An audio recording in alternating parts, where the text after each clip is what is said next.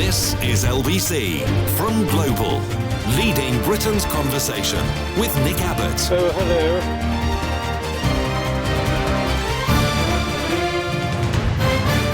Well, let's get back to it. The prostate is going to have a Netanyahu removed. Can you believe that?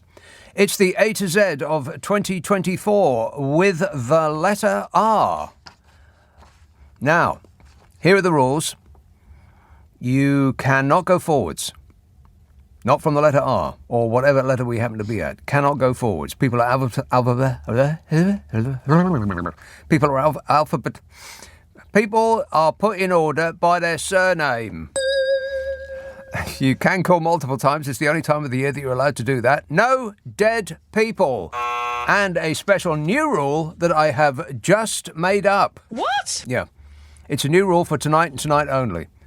It's because that these letters are so easy, R, S and T tonight, and the letters tomorrow are incredibly hard. Some idiot put all the difficult ones right at the end of the alphabet. U, V, W, X, Y and Z. So, for tonight only, you can't go back. Can't go forward and you can't go back. So only R in this hour, only S in the next hour, and only T in the hour after that. And then tomorrow, which is going to be the last show, then we'll wipe up all of the rest of the alphabet, and it's going to be something of a free-for-all. So only on the letter itself tonight, because they're so easy. And we start with the letter R, and this caller in Heston. Hello, Isaac. Hello, Nick. Isaac. Right. I've got 2 R's, 2... Oh, sorry, yeah. 2 R's, yeah. I forgot, yeah. It's just R. Yes. 2 R's. Mm-hmm. It is Rachel Reeves, Britain's first Prime Minister... Oh, no. Britain's first... Female Chancellor. Female Chancellor. Correct, Yeah. Amundo, yes. And the second one is Jacob Rees-Mogg. Yeah. Okay, Mm-hmm. and he was leaving politics to do a farm program on Disney or whatever, you know. So, and that's it. Those are my two. A farm program on Disney. I would like to see Jacob Rees-Mogg wrestling a cow. Yeah, I would pay. I'd pay a lot of money to see that.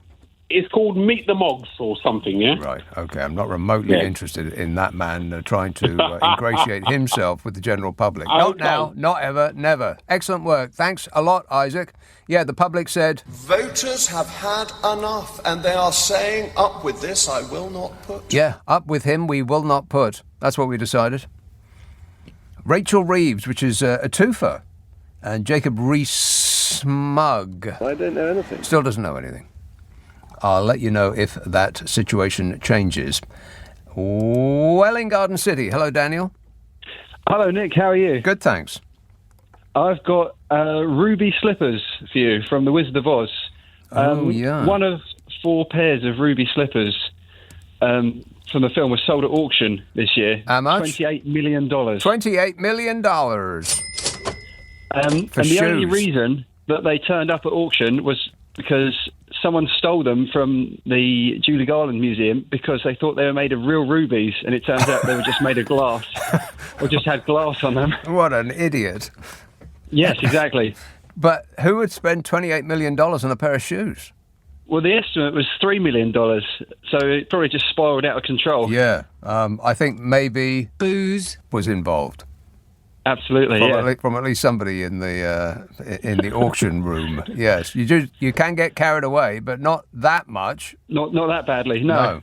Excellent work. Thanks a lot, Daniel. I'm melting. 0345 6060 973. On the letter R in the A to Z of 2024, I'm compiling a list with your help, and I'm checking it twice. It'll get stuck up a book, which will come out at the beginning of the new year. I'm thinking of calling it Thanks a Lot, Meghan Markle. In which Meghan Markle will not be featuring, because she hasn't done anything newsworthy this year, has she? I mean, M came and went, and nobody mentioned her. This text says, Mark Rutte became the NATO General Secretary. Cheers, says Martin from Amsterdam. Wimborne. Hello, Liz. Hello, Nick. Liz. I've got an R, and I'm hoping it'll squeak through. Yes. It's Raindrops on Rishi when he stood on his doorstep and made that appalling speech in the rain. Yeah, in his expensive coat in Drowning Street. Yeah. Yes. Raindrops on Rishi and Whiskers on some. Yes, exactly. Yeah. Raindrops on Rishi. I know. It was.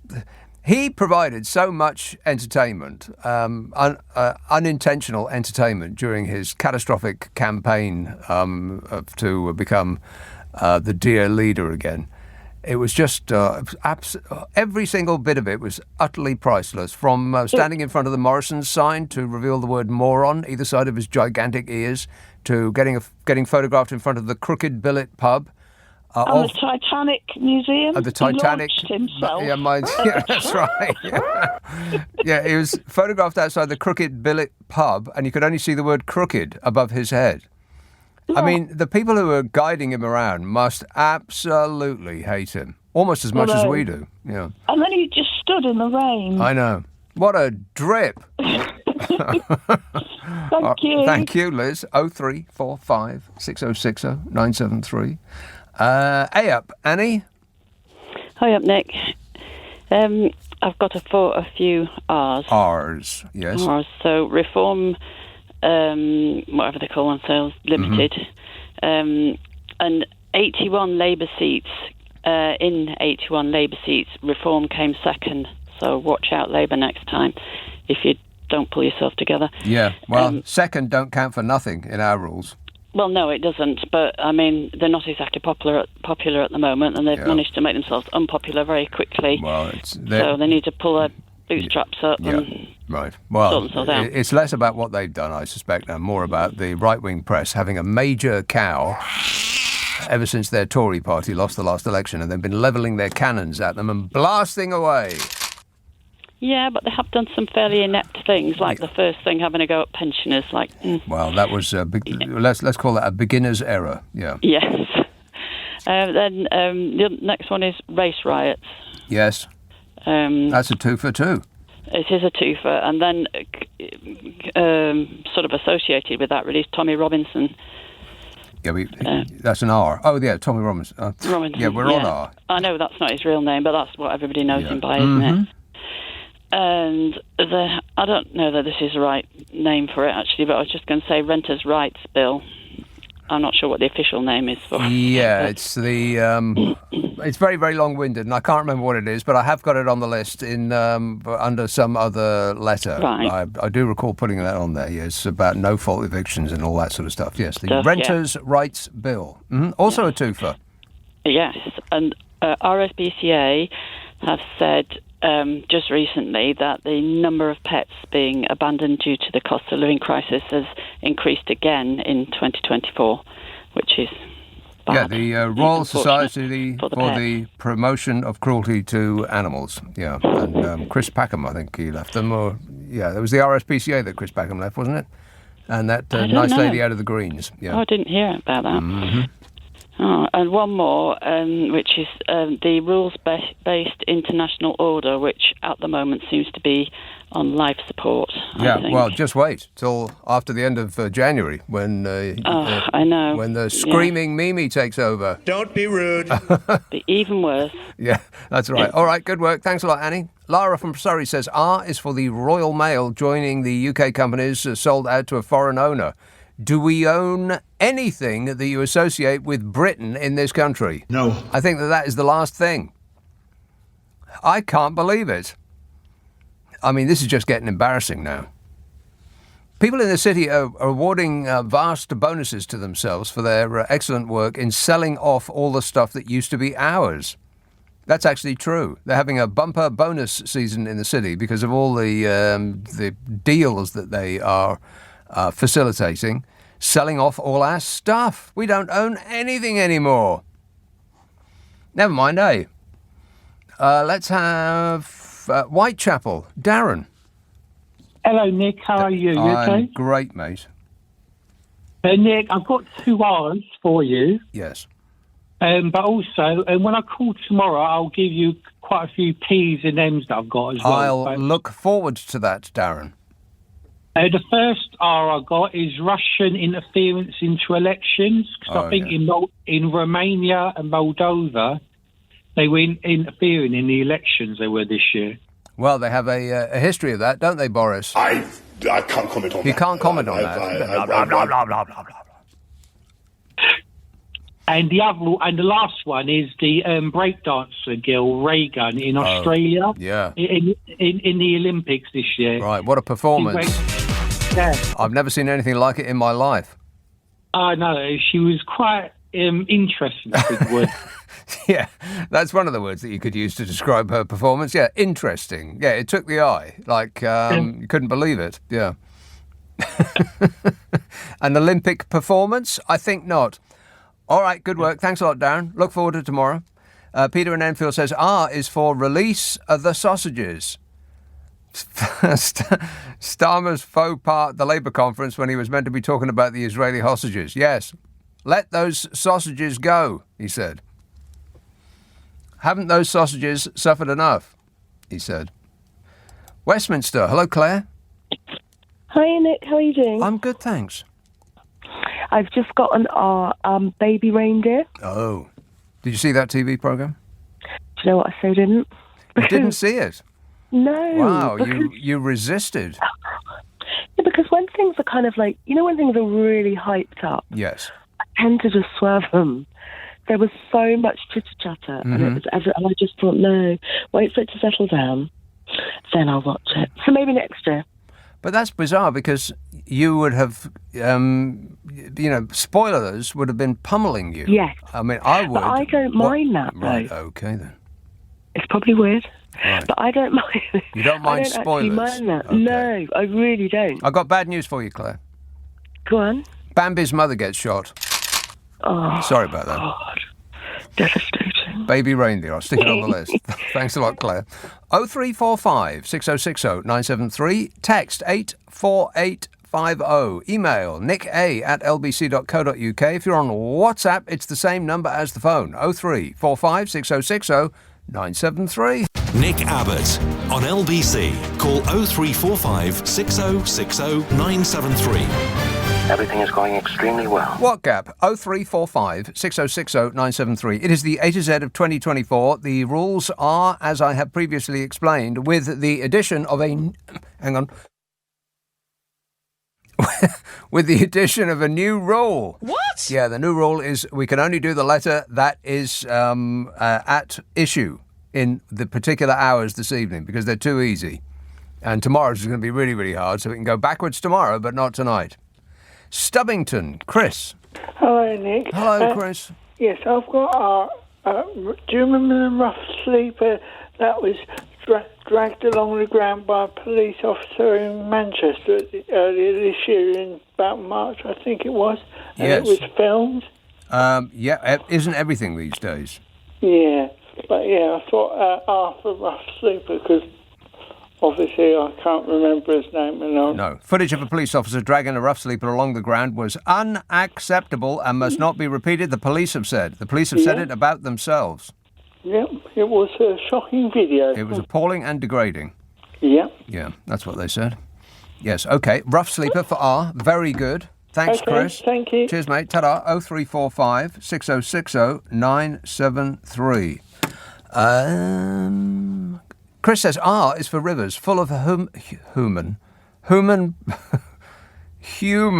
poo and agricultural runoff. I fell over human because I saw the word poo coming up. Isn't that terrible? Disgusting. Thanks to Maggie Thatcher, says Chris, and her obsession with privatisation and her followers' obsession with her. Why are we releasing beavers into this filth? He says. Pity the poor beavers. Let's have Portsmouth. Gareth.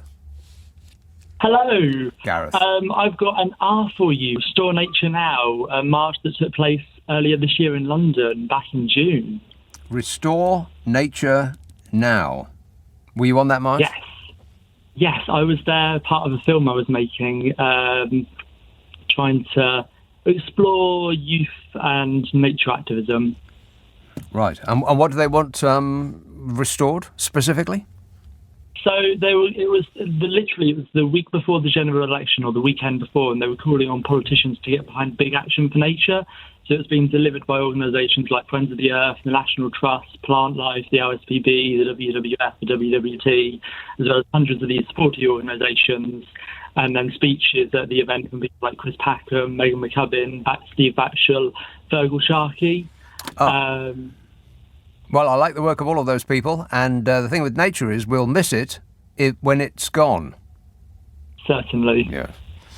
Get out in nature. Even if it's cold and miserable, you'll find it is an unalloyed delight.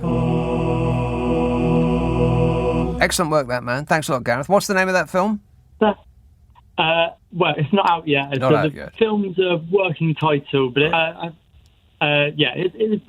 I'm still working on a permanent title. Well, when it becomes available to the general public, let me know straight away, all right? Will do. Thank you very much. Okay, thanks a lot, Gareth. 0345 6060 973. East Yorkshire. Hello, Mike. Hi, Nick. Yeah, a couple of 3 hours. Rock climbing, the speed event at the Olympics. Oh, that was great. That was the highlight of the Olympics for me, the rock climbing. It was just, how do they do that? They're like spiders. Brilliant, and no judging, not like dressage or dancing or something where the judges decide these guys got to the top, hit the button. Yes. Yeah, that's right. There's so many events when you rely on somebody else's opinion of what's happened. I mean, all of gymnastics is like that, and you say diving is like that. And but I like an event where you can actually see the winner with your own eyeballs. You know, like the jumping events in all of athletics. Actually, that's not judged by opinion, is it? It's judged by performance. That's what we like to see. I like that. And somebody mentioned rough sleepers. Well, rough sleepers' tents were confiscated by Braverman. Oh, yeah, rough sleepers' tents. She wasn't she the person that said that it was a lifestyle choice? That's it. Just when you thought that you couldn't dislike these people more, she comes out with that. Yeah, and of course, the Reform have ended up with more members than the Conservative Party. Yeah, so they say. So they say. I'd like to know what the people that are giving Nigel Farage £25 think that they're going to get for their money. Because they're giving money to a limited company, but they're not getting anything for it. What other business do you give money to and then walk out of the shop with nothing in your hands? Trump Enterprises, probably. All right. You don't even get like a MAGA-style hat to alert other people to your presence. No, but at least you don't get a Bible, that's one thing. Right. Okay, thanks, Mike. 0345 6060 973 5. Andy. Hello there, Nick. Right, so I've got the race riots this year, which was really awful. And I suppose you could link into that, Nick, with the same subject with the long prison sentences, which I welcomed because there was a very long, particularly long prison sentences. They made a point of doing that for the rioters. So maybe we could link that into that as well. Well, they've been throwing out long prison sentences to some people who deserve it and some people who just flat out don't. Is that nice lady with a small wrist still in jail?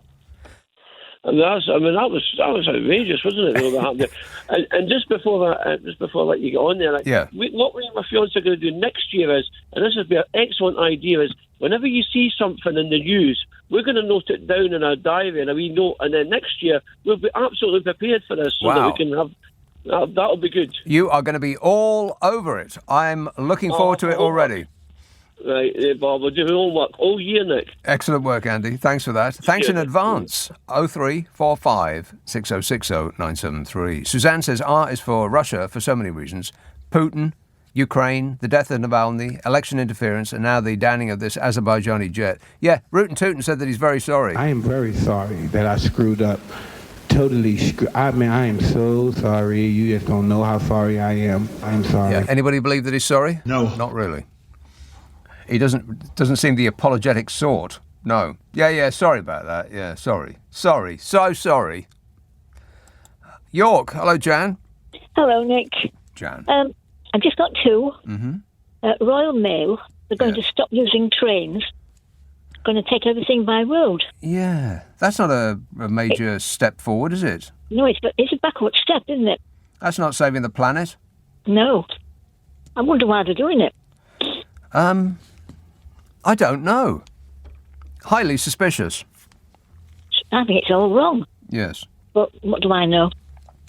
People don't really post anything anymore. Well, I suppose everybody receives the things that they used to go out and buy in the high street by post now. But I don't see why that should necessitate it being taken by road. No, that seems like a retrograde step. Definitely. Got it out finally. Yep. And my next one is rainbow lanyards. They shouldn't be worn by civil servants, said the Minister for Common Sense, Esther McVey. Esther McVey, yeah, the Minister for Common Sense. I mean, really, they're just trolling us with this stuff now, aren't they? I know. But I do believe that the staff in the Scottish Parliament are no longer allowed to wear them. Aren't they? No. Why? Well, I don't know why. Maybe they don't. They've got a problem with colours. I think they're only allowed to. I'm not sure whether. Is it purple they're allowed to wear? I don't know. but I do know they're not allowed to wear rainbow ones. Right. So not red, not yellow, not green, not blue. Richard of York gave green, blue, battle, indigo, violet. What's the difference between indigo and violet, by the way? I think indigo's a bit dark, like lighter. I don't know. Right. I think they're just making at least one of those up. Mm. They look the blooming saint to me in the sky. And on a lanyard, come to that. I know. Right. No rainbow lanyards. That's right out. Oh, here's my glamorous assistant has just put it up on the screen right now. Blue looks very, very blue. Violet looks a bit... I'd say there's more red in a violet, and it's lighter. And indigo is got more blue with it's blacker essentially. Right. Yes. Now we know. Okay. Educational Yes. this show, no? No. Thanks, Jan. 0345 6060 973. The letter R on the A to Z of 2023. Ahmed in Leeds. Oh, hi. Hi, Nick. You okay? Yes, good, thanks. Oh, great. Yeah, I've got one, and I'm surprised no one's mentioned it. Rwanda. Ah, Rwanda. The Rwanda Yeah. scheme is... The Rwanda scheme. Dead, yes. It's dead. Yeah. Have you been? Have I been to Rwanda? No, neither voluntarily nor by force. Just one more. Yes. It's Royal Mail, and I know someone mentioned it, but it's going to be sold off to someone in the Czech Republic. Yeah. And then before we know it, we'll have Russian influence there as well. Well, we don't know that, but I can be fairly certain that sending anything is going to be more expensive, even more expensive than it already is. Yes, and maybe intercepted as well. It's just embarrassing, isn't it? I mean, the very last thing that has got the word British on it that could still be regarded as British ain't British anymore. No. No. I do agree. All right. right. I had one more, but I prefer not to say royal family. But that I had one more. Right, okay, we'll draw a veil over that one. All right. Thanks a lot, Take Ahmed. 0345 6060 973. The royal family, he says. Now, I don't know why he would say that. I don't know why he would blurt it out and then withdraw that suggestion. I mean, they didn't do anything newsworthy this year, did they?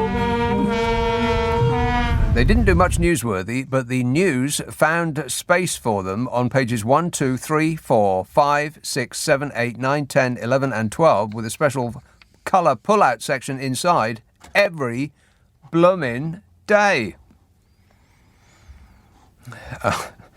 Let's see now. Liverpool. Hello, Paul. Hello. Paul. How are we? Yes, Paul. Very good, thanks. Better are Rich. Rich?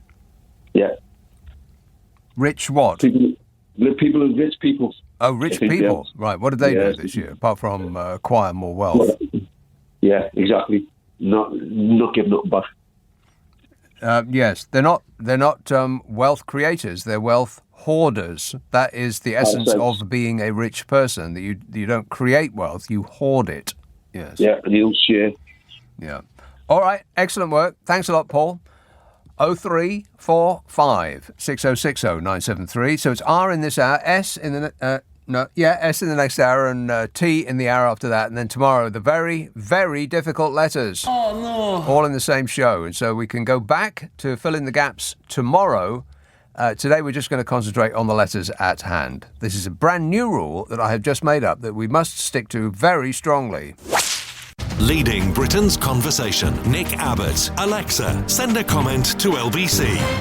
Right, so what are we doing? Given we are doing a radio show, but it does remind me that I do a podcast with Carol McGiffin. Yeah. Now, the 300th episode is coming up, and we would like your suggestions about milestones in your life. We're celebrating our big milestone with your milestones.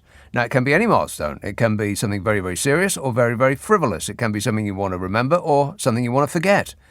The email to send it to is nickandcarol@global.com, nickandcarol@global.com, and prepare to be totally satisfied. Oh, right, yeah. Ask for it by name on an internet near you. What's your problem with Nick and Carol? 299 episodes are available. I can't believe that we've managed to get through so many without killing each other. It is a funny podcast because she's a funny lady.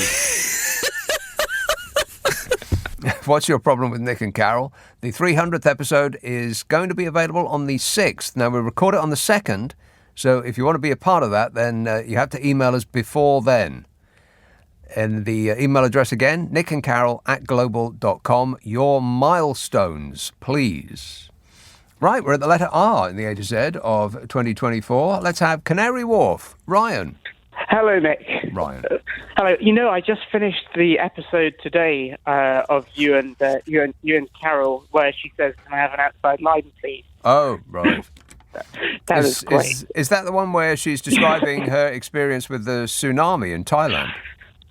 I'm not sure. I don't think it's the same one. Right. Okay, well, that would be probably the one after she says... Have an outside line, please. Oh, dear. Yes, yeah. So good. Anyway, that's not an R. Right. The R would be the Russian presidential election, which was the 15th to 17th of March. Yes. And apparently 77% of people who were registered turned out, and Putin won 88%. Really? How did he drop 12% when he was counting them himself? Goodness only knows. Yeah. 88%. Crazy. Who would be crazy enough to stand against him, really? I mean, you'd never walk past the window again for the rest of your life, would you? Well, there was a guy who died in prison under suspicious circumstances. Yeah. Yes, so, well, a lot of people die in prison in Russia under suspicious circumstances, and I know we're making light of it, but, we're only doing that because we don't live there. Yeah, it's terrible. Yeah, it is terrible. All right, good work. Thanks a lot, Ryan. Suzanne, have I read that one? R is for Russia for so many reasons. Yes, done that one. Don in Enfield said R is for red diesel, which was in the tractors which were protesting in central London. If you or I were to drive around central London using red diesel, says John, we would be prosecuted to the fullest extent of the law. That's right.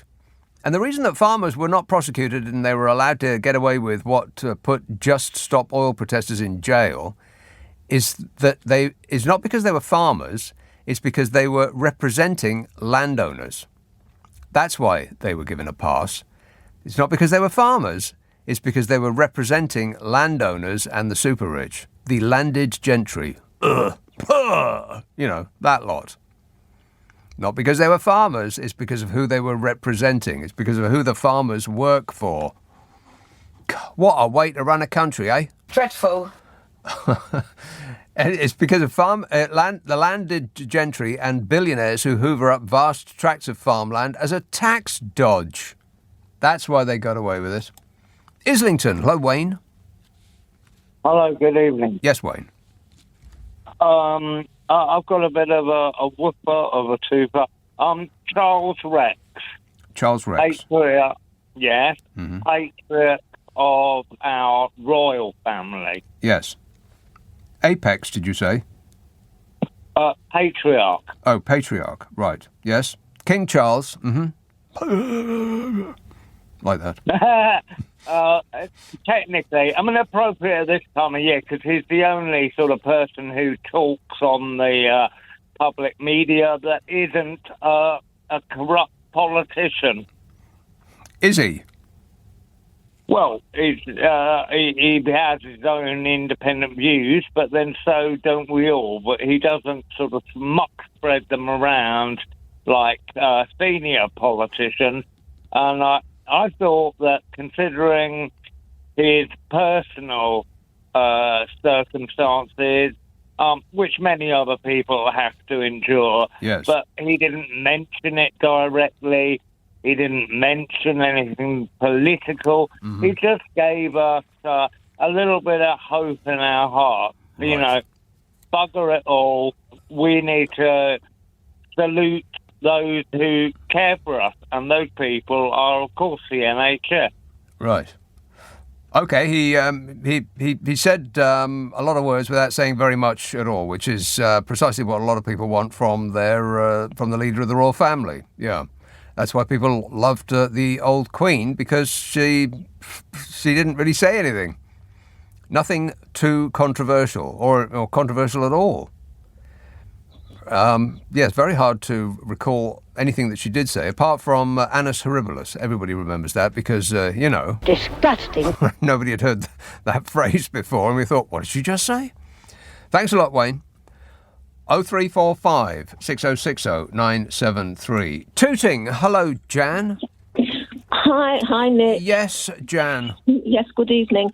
I've got two R's. I'll start off with this one on RAF Scampton. Yeah.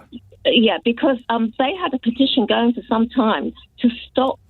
Let me just first of all say RAF Scampton's famous for the Red Arrows, for the Dambuster Squadron, the 617. I have an issue with this. And also it's a heritage site. Yes, I have. And it's got a big historical museum. I have an issue with this.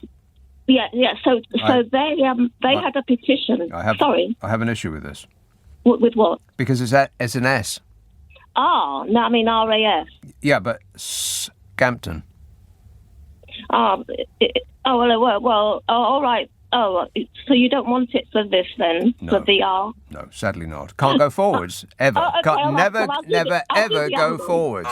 And on this particular show, we can't go back either. No, I know you said. You're being penned in to the letter at hand. Yes? I've got another R. So research has shown that, that it's behind this project that was going, this demonstration. But research shows that the UK is the most nature depleted nations in the world. Where 1 in 6 of 10,000 species assessed is at risk of extinction, and this that's very specific. Yeah. Research has shown that. UK is the most nature-depleted country in the world.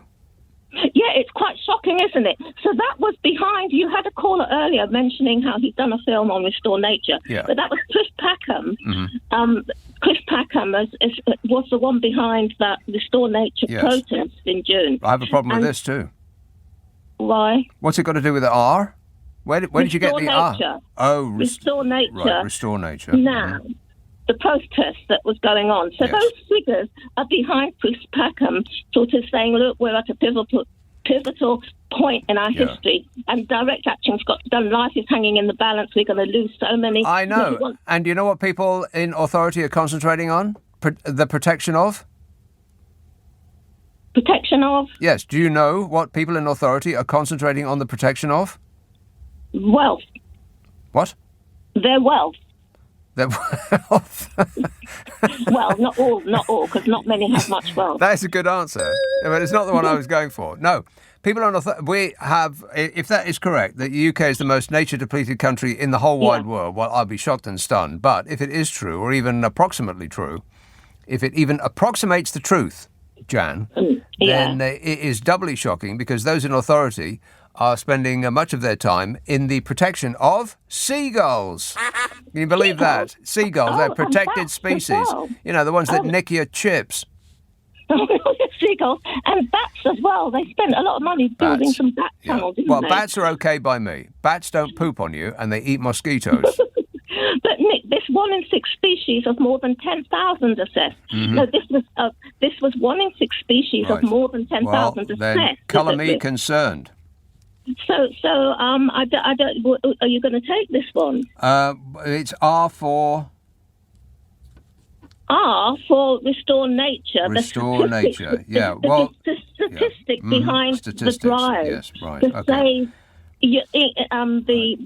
Save the wildlife. Right. No, I'm going to take restore nature because a bloke called in with that earlier on, but I can't. I know. Yeah. I can't take what you just said. Not now. But I might put it. Research. I might put R for research.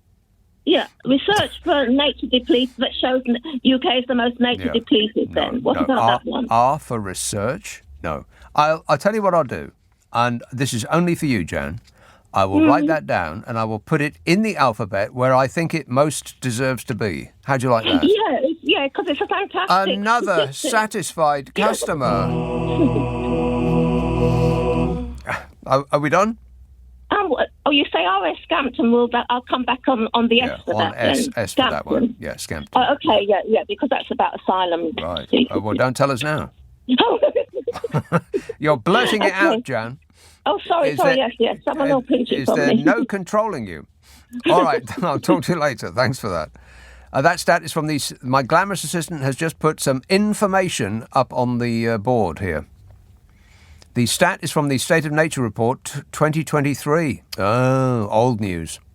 The National Trust says it shows the abundance of species studied in the UK has declined by 19% on average since records began in 1970.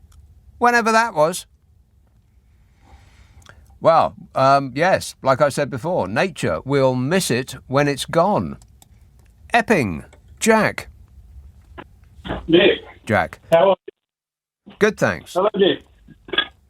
Where are you, Jack? Hello, Nick. I'm in the kitchen. There you are, yes. Yeah, Merry Christmas, Nick. Merry Christmas. Nice to talk to you.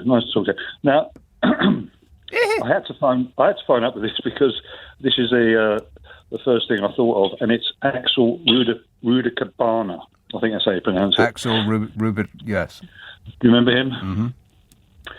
The young Welsh chap who at the centre of the allegations regarding the Southport massacre. Yes, pleaded not guilty just before Christmas, so we can't really discuss that very much, if at all. No, we can't discuss that at all.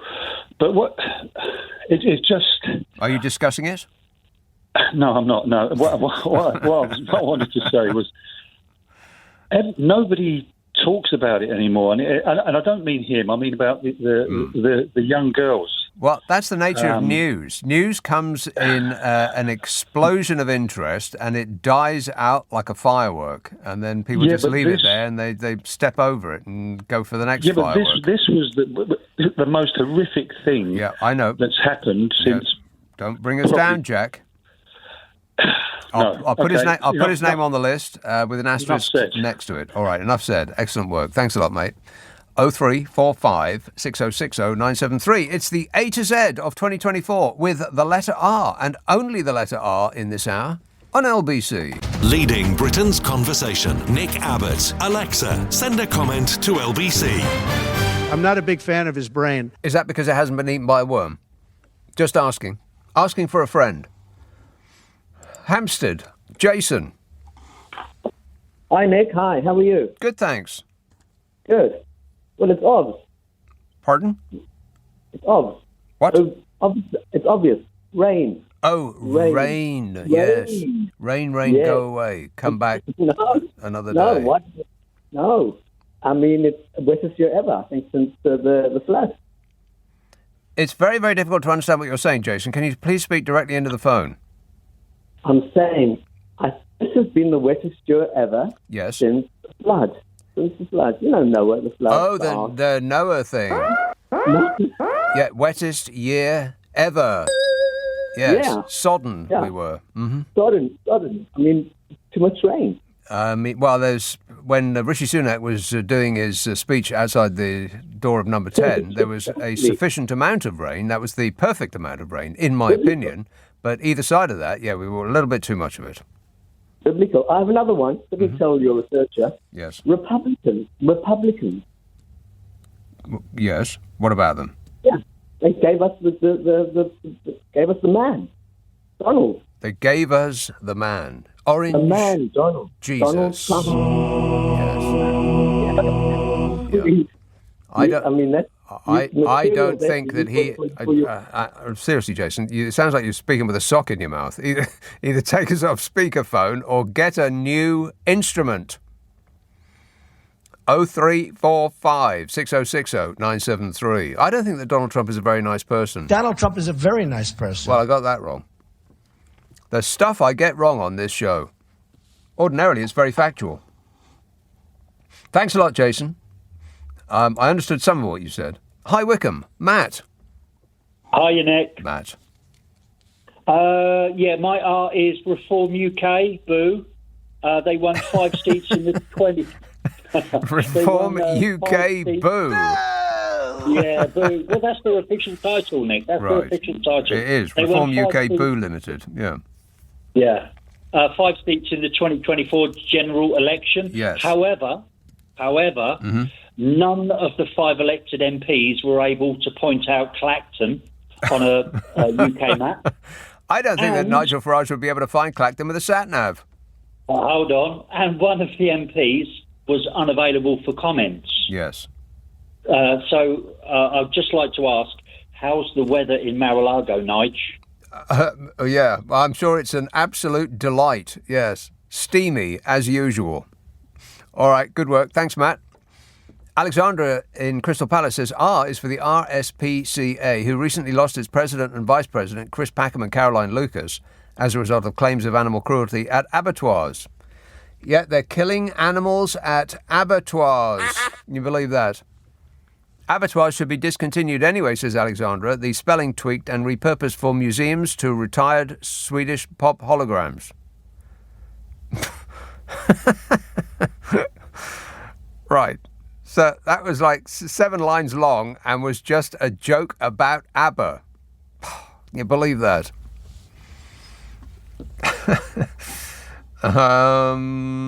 Narberth. Tom. Hi, Nick. Tom. On the heels of that stat about the Reform Party, their five seats, that's precisely 0.77% of the seats in the House of Commons. But they are receiving 77% of the publicity. Yeah, I was going to say, yeah, that's exactly right. Spot blooming on. Yeah. The British media, just like the American media with Trump, they just cannot stop pointing their cameras at him. It's as though he is like... and with Trump, I kind of get it because he's ratings gold. But I don't think that Nigel Farage is ratings gold. I don't think that if Nigel Farage was on the TV giving an hour-long speech, that the country would be on the edge of its seat, eager to tune in. So I just find it mystifying that he gets so much coverage. I think it's partly because Starmer, and I'm pleased about this, is boring. Boring, yeah, he's a very, very dull man. So, yeah, but I think a period of dullness would not go amiss. Liz. Absolutely. Yes. Also, the Reform Party also now have a quarter, or rather 135,000 members, which is a quarter of the number of members of the Girl Guides Association. I love that stat. That is excellent work there, Tom. You've been doing homework. Okay. All right, and in the Venn diagram of those two groups, there's no intersection at all. I bet you. No. I'm sure not. No. I've got a really interesting one for you as well. Yes. A guy called Joe Root. Joe Root. Mm-hmm. Yeah. He became, and you're going to love this one. Yes. England's leading Test run scorer in cricket history. Oh, cricket. Boring. Right. I've never been less interested in any sport that is not played in America. Yes, I believe that he achieved something or other, and whatever it is that you just said is probably correct in every respect. That's right. I got one more to offset the nature.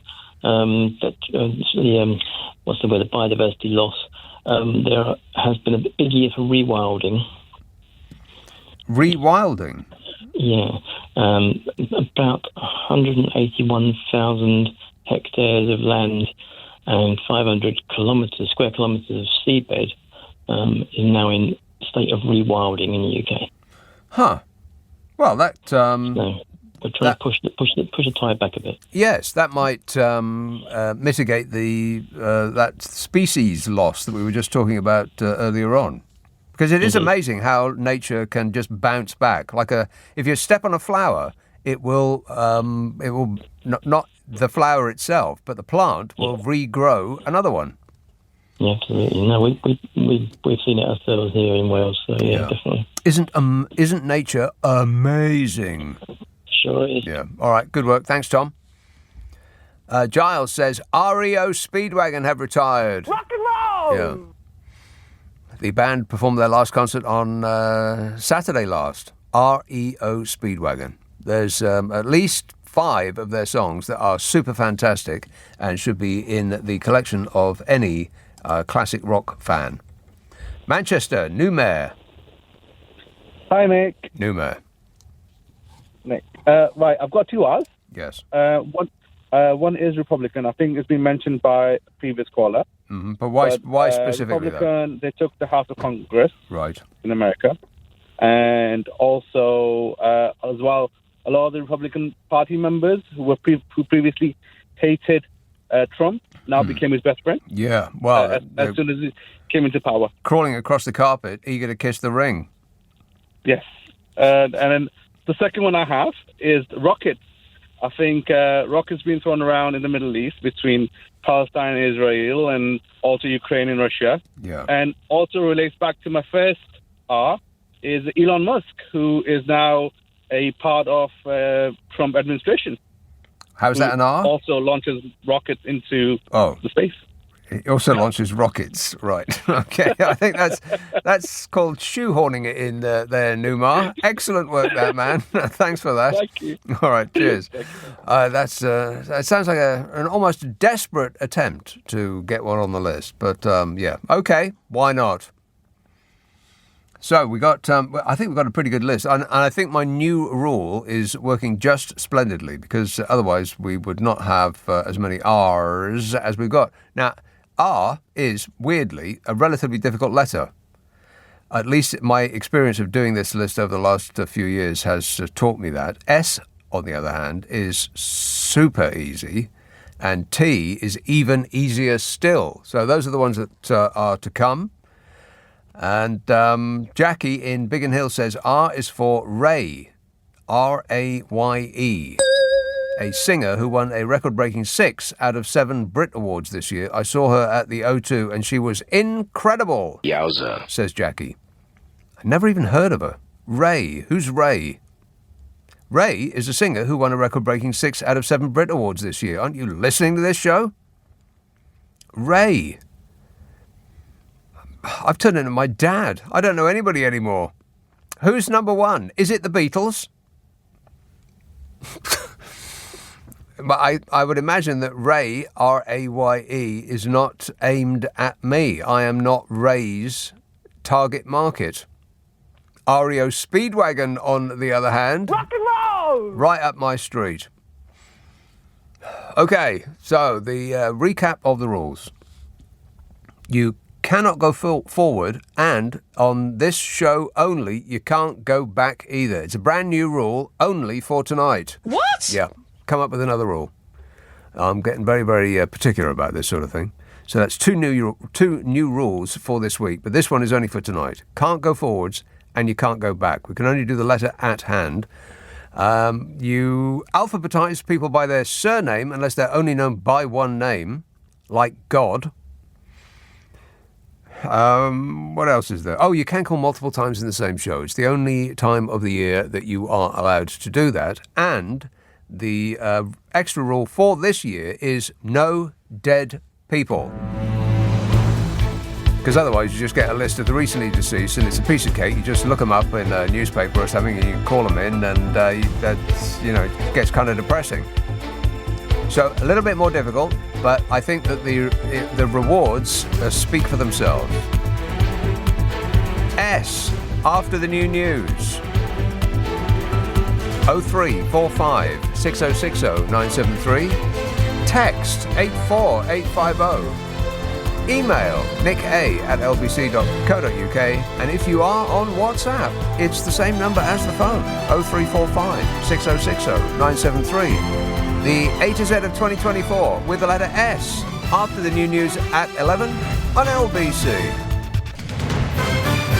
This is LBC from Global, leading Britain's conversation with Nick Abbot. Anybody care what this guy thinks? No! Yeah! Dudes, we are at the letter C on the A to Z of 2024. And C, did I just say C? No. No. S, you idiot. At the letter S, and only the letter S. Can't go backwards, can't go forwards. For this night only. S and T in the next hour should be a piece of cake. Let's press on and see what we get, eh? Lee Green. Hello, Chris. Hi, Nick. How you doing? Chris, good, thanks. Cool. You can't go back. Yes. Nick, C is it's not acceptable. No, it is not. Yeah, I've got two S's for you. Mm-hmm. I've got the Storm Shadow missiles that were allowed to be fired into Russia. Yes. Those ones, they've... How utterly silly that Russia would complain. It was like pummeling another country and then whines like a baby when they fight back. Yeah. I don't dwell on it. No. I don't really dwell on it. But, that was that. But what I thought I did hear before that they gave the all clear previously, that they said that they could use them, but if they use them in secret. That was before the actual... And I did hear a report on the news. I thought, hang on. In secret, anyway, it's a bit difficult to launch a rocket that's got a bomb on the end of it in secret. I know, they can only do it in secret, but I don't know, I might have been half asleep, but there you go. The second S is the 100th anniversary this year of the shipping forecast. Is it? No, I believe so, yeah. I heard it on the radio earlier on another channel, Music Radio. Yeah. And I checked it out, and I thought, oh, crikey, yeah, it is. There's something, I can't recall the last time I heard it, maybe years ago, but my memory is of it being quite relaxing. Yeah. I spoke to my cousin about it, and she said that her dad or my uncle used to have her go to sleep to it, because he used to live on a boat, basically. Right. And she used to go to sleep to the shipping forecast. Yeah. Well, as long as it wasn't an alarming forecast. Then you batten down the hatches, whatever that means. Yeah, storm just over the way there. Right. Yeah, so that was that. 100th anniversary of the shipping forecast. Yeah. Good work. Thanks a lot, Chris. Jackie, I've done that one. Clive in Sydney says S is for Salt Typhoon, which is the biggest and most sophisticated Chinese cyber attack on the US in history. Hundreds of millions of people's data and infrastructure were violated. But it's not on the news as everybody has been distracted by drones. Yeah, I never even heard of it. Salt Typhoon, the biggest and most sophisticated Chinese cyber attack on the US in history. Have you heard of that, my glamorous assistant? No, completely new one on me. This is new news to us. Very educational programme, no? No. Let's have East Yorkshire. Hello, Mike. Hi, Nick. Yeah, just one minute for you. Yes. I give you Serco, the company that could not tag people as they came out of prison. And they claimed that A, they didn't have the tags, and B, they didn't have the fitters to fit the tags. Yeah, this is the company that couldn't have that didn't have the devices to fit on that nice lady, that 77-year-old lady who, as far as I'm aware, is still in prison. Yeah, I mean, but it's appalling. They also got the contract for plating asylum seekers in hotels and transporting them there, and it's all on a cost-plus basis. Turkey has got all this money that it's accumulated in 14 years of Tories because it's owned by Tories. They need their contracts looking at seriously. I just can't believe that the government... I mean, I can't remember how many fines that they have received, but there's about 3 companies that outsourcing companies, they're called, which means that essentially the government gets to... like the PFI thing that Gordon Brown was guilty of. You get a service and it doesn't really cost you, so it's not on the books much because you rent it, you don't buy it. So that's what they do. They provide something that the government should have provided, but it will go on the government's books. So they take it off book, and it looks as though it doesn't cost us anything. So, but it does. It ends up costing us more in the end. Why they keep getting contracts over and over and over again, despite having a history of being fined for their performance, is just bewildering. I don't get it. Yes, trickle up economics at work again. Trickle up economics. Absolutely. Yeah. That's the key, sorry. Right. All right, Serco, good work. Thanks a lot, Mike. Dowlin Hove, actually, says S is for Faiza Shaheen. During the general election campaign, she was deselected on spurious grounds as Labour's candidate for Chingford and Woodford Green. Instead, she stood as an independent, but in the end, Ian Duncan Smith held the seat. Ian, middle name Smith, won out in the end. Bath, Vanessa. Good evening. Vanessa. Hello. Yes, Vanessa.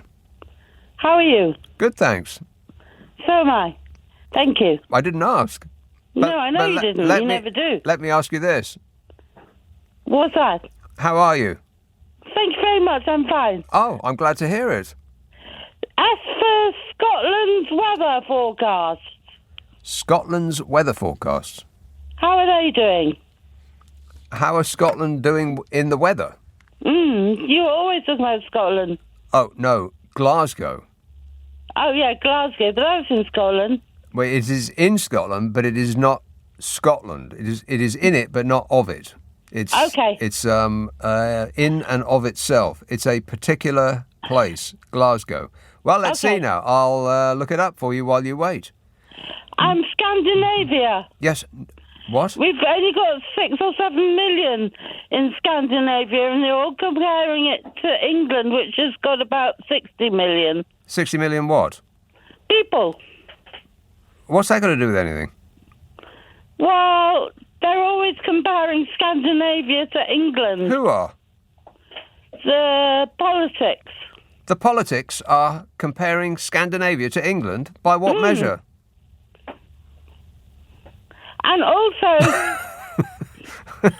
so... You can completely ignore me, Vanessa. People are still saying so, and it's so annoying. Yeah. You just said so, though.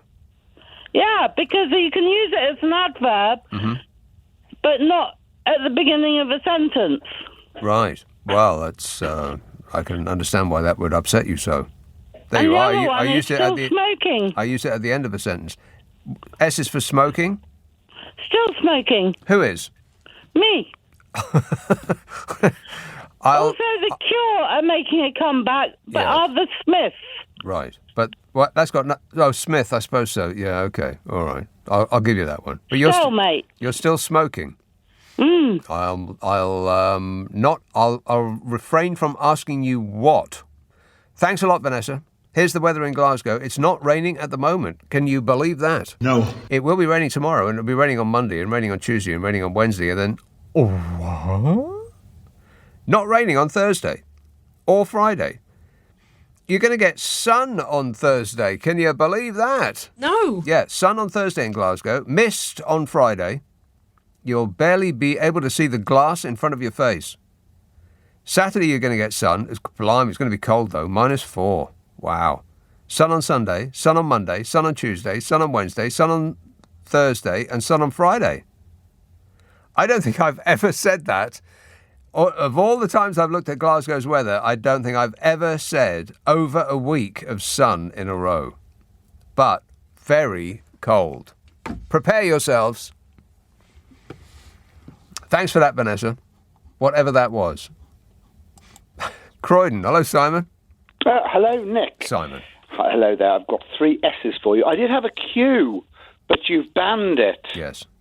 What have you got against Qs? Well, I don't have many Qs on the list. That is true. Exactly. Well, that's your fault, you see, because you only gave it a half an hour right at the end of the evening, then true. immediately after you've immediately banned it from appearing. But only for tonight. Tomorrow we can do anything. Anything goes tomorrow because I can come back and do the Q. The letters are news. very, very difficult tomorrow because some idiot put all the most difficult letters right at the end of the alphabet. Could I make a little proposal for you, since you've made so many changes this year? Mm-hmm. You see, you used to do X, Y, and Z all in the final hour on New Year's Eve. Yes. So why have you separated the P and the Q to separate half hours? Why didn't you do the final hours of P and the Q together? In the final hour? Well, in the final hour of yesterday, why separate them into 2 separate half hours, which makes it much more tricky? Well, the reason that I had to smush not just P and Q, but I and J together this year into the same hour is because I think it's a day less long. Shorter, in other words. That's what I'm going for. Shorter. I don't have a problem with it. It's just that you made them only half an hour each, whereas you could have had like you do with the X, Y, and Z. Right. You get a whole hour for P and Q together. I got you. Oh, think about it. I tell you what, all right, I'll do that because X, Y, and Z is going to be in the last hour, so that's going to have to be all because I can't give each one 20 minutes. No. So that's what I'll do. Am I going to get 3 S's in before the next break? Yes, I'm going to have UV in the first hour, W in the second hour, because the W is the easiest of those difficult letters, and then X, Y, and Z in the last hour. But you can fill in the gaps tomorrow in the entire alphabet, but not tonight. Fab. Am I going to get 3 S's in before they break? Go ahead. Here we go. Okay, first one. Woke scones. Woke scones. Now, yes, I'm sure you remember this story. The National Trust scones are slammed in the Telegraph and the Mail as being too woke because they were using vegan spread instead of butter. How utterly ridiculous. And this was because they released a recipe for vegan scones. Not that they had just started to sell vegan scones, because they had done that previously. But they released a recipe which made the purple-faced Fury Brigade blow their lids. There's even more to this. Apparently there's an organisation set up in Tufton Street, with a place where they have all these right-wing so-called think tanks, called Restore Trust. And it's an organisation dedicated to parachuting right-wing candidates onto the National Trust. What are they doing there? What is going on there? I mean, that is absolutely mystifying. They've been trying for years now to take over the National Trust, whoever they are, because they won't tell us who their funders are, all those supposed think tanks in 55 Tufton Street, opaquely funded, each and every one of them. So we'll have to assume the worst. Yeah. What's going on? And what's the problem with scones? Never mind. Yeah. Okay, another S. The Spanish World Championship Scrabble competition was won by a New Zealander, and the Spanish were completely humiliated because he can't even speak Spanish. How does that happen? That was mystifying. I mean, I saw the headline and I didn't read any further, but how can you win a Scrabble competition in a language you don't speak? Well, apparently this guy has got a photographic memory. He did it in France as well. He couldn't speak French, and he won the French Scrabble competition. Wow. He memorised the whole French dictionary, every single word. No. Yes, apparently he did. And presumably he did the same thing with the Spanish dictionary, memorised every single word, just the form of the word, not knowing what it meant or anything about Spanish. You are kidding. Yes, my Spanish is not quite enough to translate an incredible humiliation. Somebody needs to check that man's noids because he may be a robot. Affirmative. Right, my final S. The French post office, La Poste, issued a scratch and sniff stamp that smells of baguettes. And no, they did not. They did. May the 21st. They did. And you think English stamps are expensive. This one costs €1.96. How much? €1.96. It depicts a baguette. And when you scratch it, microcapsules release the fragrance of baguettes. And it was released for sale on the day of Saint Honoré, the patron saint of bakers and pastry chefs. Wow. I mean, when I do the podcast with Carol McGiffin, she's living in the south of France and living like a princess. Oh, right, yeah. And she often tortures me with the notion that she is just off to the boulangerie to get a baguette, the likes of which you can't buy here. I've tried. It just can't be had. Well, the French baguette was given UNESCO heritage status. Do you know that in 2022? I did not know that. You're glad you heard that one, aren't you? Well, I certainly am glad you called, yeah. Excellent work, Simon. Thanks for that. 0345 6060 973. It's the A to Z of 2024 with the letter S on LBC. This is LBC with Nick Abbott. You've got a good... your mind is a little bit, three-dimensional. Clive in Sydney says, S is for the social media ban for under 16s being posed here in Australia. Yeah, and the kids are very upset about it. They said, I bet the kids can swerve around any impediment to get on social media that an adult puts in their way in about 10 seconds. I bet it won't be difficult at all. Birmingham, Joshua. Evening, Nick. How are you? Good, thanks. I'd like to talk about snus. Is that okay? Talk about what? Snus. It's a substance which people are using instead of vaping or smoking. I talked to your producer about it. Is that okay? Well, while you're there, let me look it up and I'll see if it is okay. Snus. Sure. Yeah, I did speak to your producer. Right. About it. If that's okay. Snus. Wait a minute. Hang on a minute. Pause right there. Snus is a Swedish tobacco product. It's consumed by placing a pouch of powdered tobacco leaves under the lip. Disgusting. Oh, it's chewing tobacco. It is, yeah. And the reason why I wanted to call you about it is because a lot of my friends this year have been using it. Oh, you're and I kidding. think it's important. Absolutely. I think it's important to talk about it because smoking has been a thing longer than I've been alive, Nick. Yeah. A lot of people have been smoking and they're trying to use this as a sort of alternative when actually it's worse. And Nick, I'm sure you'll know, and your producers do a fantastic job, it actually gives gum cancer. And, these alternatives, vaping started off as an alternative about 9-8 years ago. How old? Hey, Joshua, how old are you? Yes, Nick. Nick, I'm 18. 18 years old. The thing that blows my mind is that they released vapor things. What do you call them? Vapes. Yeah. Vapes, yeah. Yeah, vapes. They released vapes to get people off cigarettes as an aid to get people off smoking cigarettes. And the kids... Nick, tell me about it, yeah. I am telling you about it. And the kids went straight, they skipped over the cigarettes part, and they went straight to the vapes. How stupid is that? The issue. Rishi Sunak tried to say that he's cutting down on this, but the issue is, at my previous school, I've gone past school age now, but there's children as young as sort of 13, 14 vaping. That's not the point. The point was to get people off smoking, which was an epidemic in itself, which a lot of people were dying from. Millions and millions of people die from it every year, yeah.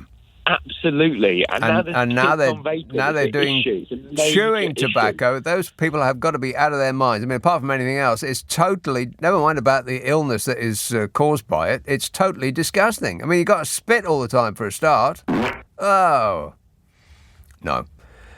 You need to have a word with your compatriots there, Joshua. Absolutely, Nick, and I am. But the reason I wanted to call because I've seen a real rise in this year. But I appreciate your show, and I'm a big fan. And keep up with the good work, Nick. I will do. Thanks a lot, Joshua. Thanks a lot, mate. Snooze. S-N-U-S. I had not heard of that before. God. I mean, kids are always doing stupid things. I mean, that's part of being a kid, isn't it? But really, I mean, that's the limit, that is. What do you get from it? Tobacco is the stupidest drug that has ever been invented. The only pleasure you get from it is relieving the pain of not taking it. But don't get me started on that. All right, I'll stick it on the list. Thanks a lot, Joshua. Thanks for bringing that to our attention. Gwent, Patrick. Hi, Nick. How are you, mate? Yeah, good, thanks. Happy Christmas, right? Yes. Hey, Virgil Sharkey. Ah, Virgil Sharkey. Doesn't he do good work? He does, yes. Excellent back catalogue as well. Beg your pardon?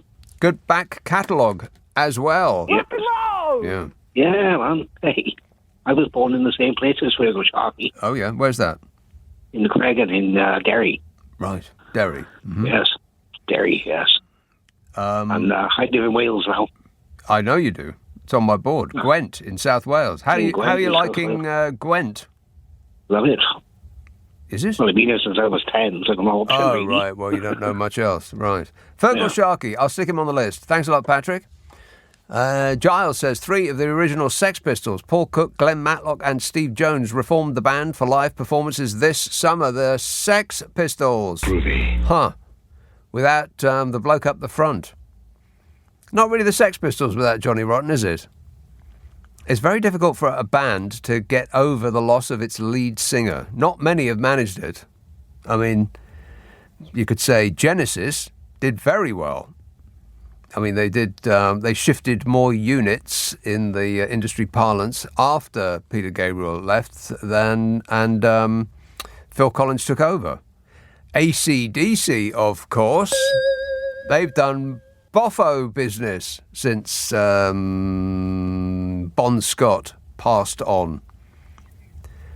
Queen are still doing it, but I don't really think they count. It's almost like a Queen tribute band.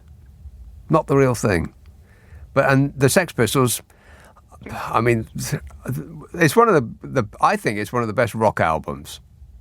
It's one of the best rock albums I own. Let me put it like that. You know, never mind the But I don't think it is the Sex Pistols without the bloke up the front. Just isn't. Now then, let's have Cologne in Germany. Edward.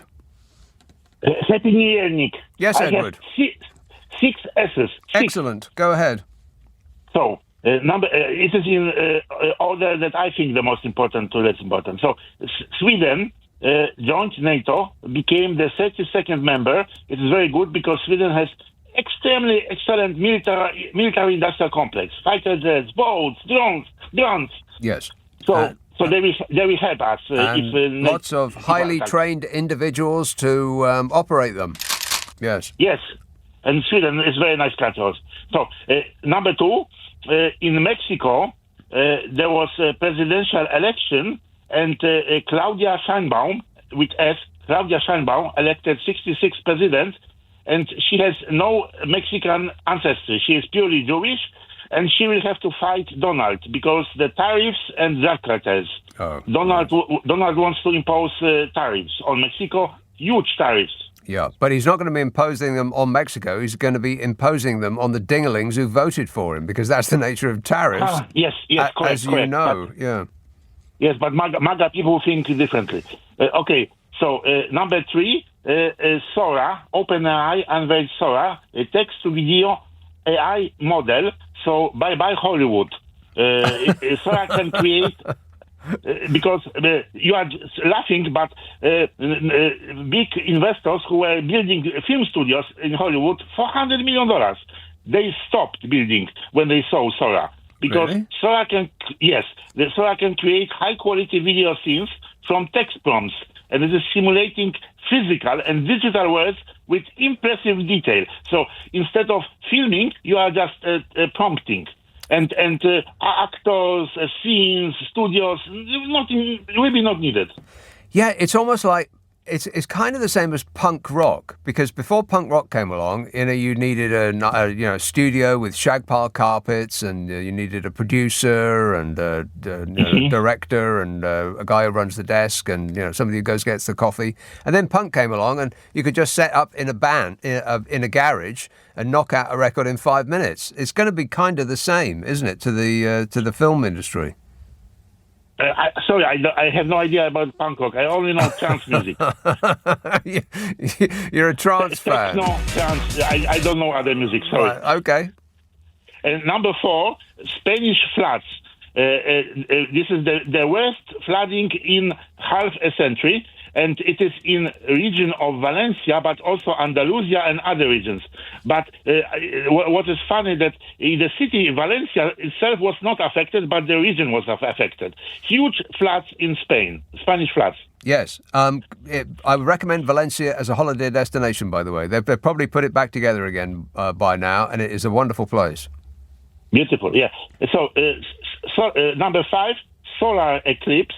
It was in Mexico, United States, and Canada, but mainly in United States. And people, like in Texas and other regions, they were just, organizing big events and looking in the sky and big fun. Solar eclipse. Yes. Hey, Donald, don't look directly at the sun. Oh, shut up! You idiot. I think he thinks that he is not he's invincible. So yes, probably that's right. Yeah. And number 6 is a little bit boring, but important in the entertainment industry. Korea is very, how to say it, influential in pop culture, and the Squid Game number 2 season has been released on Netflix. Right. Yes, I have not got through Squid Game 1 yet, but I was impressed with it. But the moment I started watching it, the war in Ukraine broke out, and I didn't really want to watch a lot of people getting shot, so I put it on the back burner. I don't understand why Korea is so successful. For some reason, there are different areas, TV shows, music, K-pop, and so on. Right. But so it's like Japan, but more successful in culture. Yes. And that's all what I have. I have good pee, but I am not allowed. So not today, no. Excellent work, Edward. Thanks for that. Thank you. That's Edward in Cologne in Germany. Only ever calls on the A to Z. That's the only call that he makes the whole year. But he has excellent information and content. Nick Abbott on LBC. Call 0345 6060 973.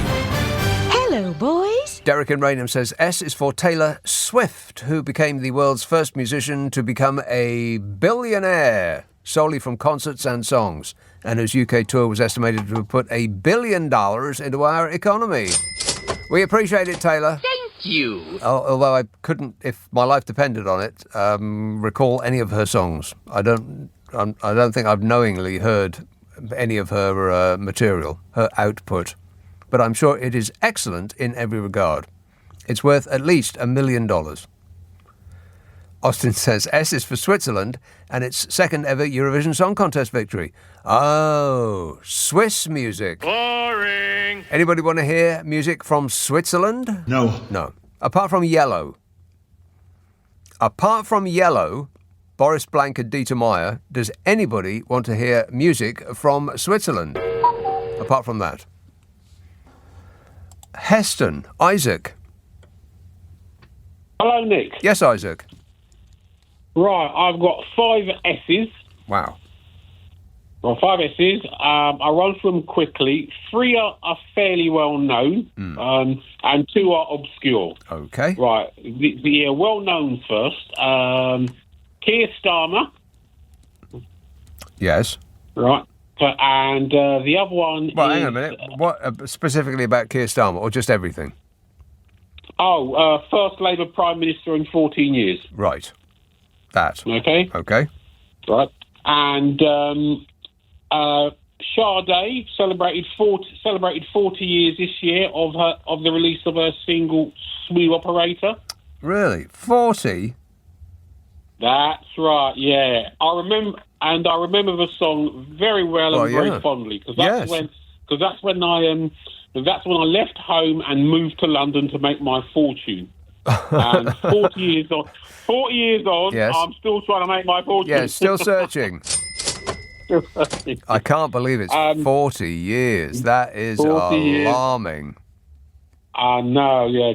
And the other well-known one is Spain. They won Euro 24 and the Wimbledon tennis. Right. Yeah, both. Both. Euro 24 and... right, yes. So close. That's right. Close is not close enough, though. That's right. Close and won't do. Yeah, and the two obscure ones I want to give a mention to are modern-day musicians. Yeah. The first one is a musician from Luton in Bedfordshire who's exploded onto the scene and got into the top of the Pops top 10.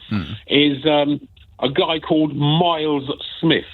I saw a video on him last night, and he said last year, he was like nowhere, and this year everything has just gone crazy. So, well done to Miles Smith. Right. Okay? What sort of thing does he do? He does. That's a good point. He does just modern pop music, basically. You know. Okay. Modern pop music. I love you, baby. That sort of thing. Yeah. Sort of. You can say that it's a variety of So hang on a second. Let me quickly get his songs. No, don't. I'll move on to that. Yes. And the final one I'd like to mention is she's been around a few years, and this year she's had a busy year, successful year. Is a lady from Western London, Ladbroke Grove, and her name is Cleo Sol, S-O-L, Cleo Sol. S-O-L. That's right. Yeah, she played at the Royal Albert Hall this year. She's had a tour this year. Right. I think she's got another tour next year. And I just wanted to give her a mention because I first came across her 10 years ago, and she's hardworking, and I would describe her as a modern-day British soul singer and underrated. Right. Well, I must admit I have never heard of either of those two people, which does mean that they are not making it on the list. What? Okay. No problem. But then you weren't expecting me to put them on the list, were you? Well, I was hopeful. No, hopeful, I was hopeful because they both deserve a mention. Okay, well, they got mentioned. That is true enough. Good work. Thanks a lot, Isaac. Better luck next time. Mark says S is for SpaceX and its rocket launches. Another one coming up tonight. Sissy SpaceX and his rocket launches. York. Hello, Jan. Hello, Nick. Jan. I've got two. Yeah. But just before I start, I think you were wrong about RAF Scampton. Why? Well, you said it was S. Yeah. S, but I think it's R. I don't think it is, because RAF is just the prefix. It's the Scampton is the name. Yeah, but if you were looking it up, you would look on RAF, wouldn't you? No. Yeah. Well, So yeah, it would come up R for RAF, but then it would list all of the RAF bases under the alphabetical order for what their name is, and I'm going to go with S is for Scampton. I think you're wrong, but never mind. I'll bow to your superior knowledge. No, don't. Just ignore me. I'm an idiot. No. Anyway. Yeah. Right. Spice Girls.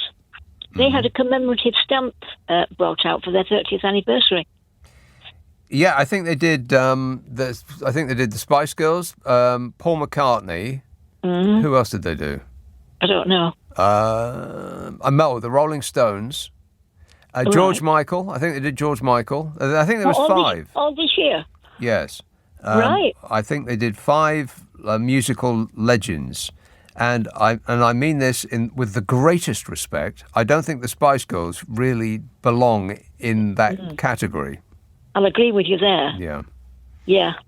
But I just thought I'd mention them, you know. I'd just like to say, Jan, that I really, really, really want a Zig a Zig R. That's all I have to say about that. Yeah, but what does that mean? I've no idea. I bet they don't know either. Probably not. And my last one, Skills England. That was Labour's thing to fix the fragmented and broken skills system. Oh. How's that going? I don't know. Still not fixed, I betcha. Betcha. Probably not. Betcha. Yeah, but there's time, Give him time. Oh, yeah, give him time. He's not a wizard, Jan. No. Right. Only been in since July. Exactly. Yeah, you can't. It's easy to break something, but it's very, very difficult to build it back up again. Yeah. Exactly. All right, good work. Thanks a lot, Jan. 0345 6060 973. Huddersfield. David. Yes. David. Spiders. Pardon? Spiders. Spiders? Where have you gone? Just sure. Oh, I tell you what, David, this is an absolutely terrible line. We'll call you back. Let's call him back. See if we can call him back on the phone. Couldn't understand a word. Something about spiders. Not that we really want to be discussing spiders, particularly at this time of night, but well, just see what he's got to say, and we'll find out momentarily. Let's have Fife. Andy. You're very fair there calling them back then, Nick, I have to say. Yes. Right, I was going to say, I think you're right though with the Scanton. That's an S, I think so. Anyway, yeah, I think you're correct in every respect there. Right, so a couple have already been said, I've already said, but I was going to go with the small boats. Yeah. Also, we had that with the Conservatives, and now, I mean, obviously Labour are trying to, they're a bit more, they're trying to do better with them. I mean, me personally, I've always agreed with you with this, Nick, that people want to come across legitimately. I'm all for asylum seekers being able to come in and work and to do stuff. I'm completely liberal that way, and I just think they've just been demonised and by the Conservatives. Well, you don't have to be liberal. It's that they do good for the country by making more money for us than they take out, which is not true on average of the people that were born here. They create more wealth than they take, which is the opposite of the average person who was born in this country. So they are actually doing us good. And if they all left, we would miss them. Yeah, I mean, you get a lot of the sort of people, the right wingers, and people just going, send them all back. It's terrible. I just think it's awful. And I also was going to say to you as well, Nick, I know that it's probably been mentioned, and maybe you might say I'm shoehorning a wee bit, but storms. There's been a lot of storms under S. Yeah, there have. Storms, and I have to mention as well, since we mentioned about music, Squeeze were touring this year. I unfortunately missed them. I did see them at an 80s festival, but I absolutely love Squeeze. I wish I'd seen them. Such a great band, Yeah, I mean, their back catalogue is absolutely excellent, and they have always been cool for cats. Squeeze. All right, I'll put them on the list. Well, thanks so much, Nick. Thank you, Andy. And Small Boats is on the list, but also Stop the Boats, which was the refrain of this government. Of that government. Stop the boats, he said, over and over and over again. And did he? No. No. I suspect intentionally, but what do I know? Because if you stop the boats, then you can't go on and on and on about stopping the boats anymore, and then you'd have to come up with, something else. So better to keep the issue going by not stopping the boats. That is, I suspect, what they were doing. Let's see now. Under the letter S, let me remind you that in this show only in this show, you can't go forwards or back. You can fill in all the gaps in the alphabet that we've had so far tomorrow night, which will be the last night of this list. It concludes tomorrow night. Derby. Hello, Simon. Hi, Nick. I've got Springfield, Ohio. Now, this is where the famous Orange Man said... Yes. In Springfield, they're eating the dogs. They're eating the cats. They're eating the pets of the people that live there. Did you hear that? I did, yes. Whoever put that together, I mean, I have seen that on the World Wide Web. It's excellent. It's just very, very good. What gave me the idea to phone tonight was that clip, because I just howled when I saw it. Yeah. And the other big thing was you yourself, because of all the fantastic clips you put on and the fact that you fight against these lunatics with humour and ridicule, which I think is the best thing to do to people like him. And that video... it's priceless. It's absolutely perfect, isn't it? Yeah, thank you, Tim Berners-Lee, for inventing the internet so that we could all see that. Appreciate it. Yeah. No problem. Excellent. Thank you. Thanks a lot, Simon. Yes, they're eating the cats and the dogs, but it's worse than that. They're eating the people that live there. And this is what's happening in our country. Nick Abbott on LBC. Call 0345 6060 973. My dog's been taken. And similarly, or in a similar vein to the last call, Marta in West Hampstead says, S is for the Springfield, Ohio pet eating hoax, where the big orange Mimi accused, it's a screaming Mimi, accused Haitian immigrants of eating people's pets.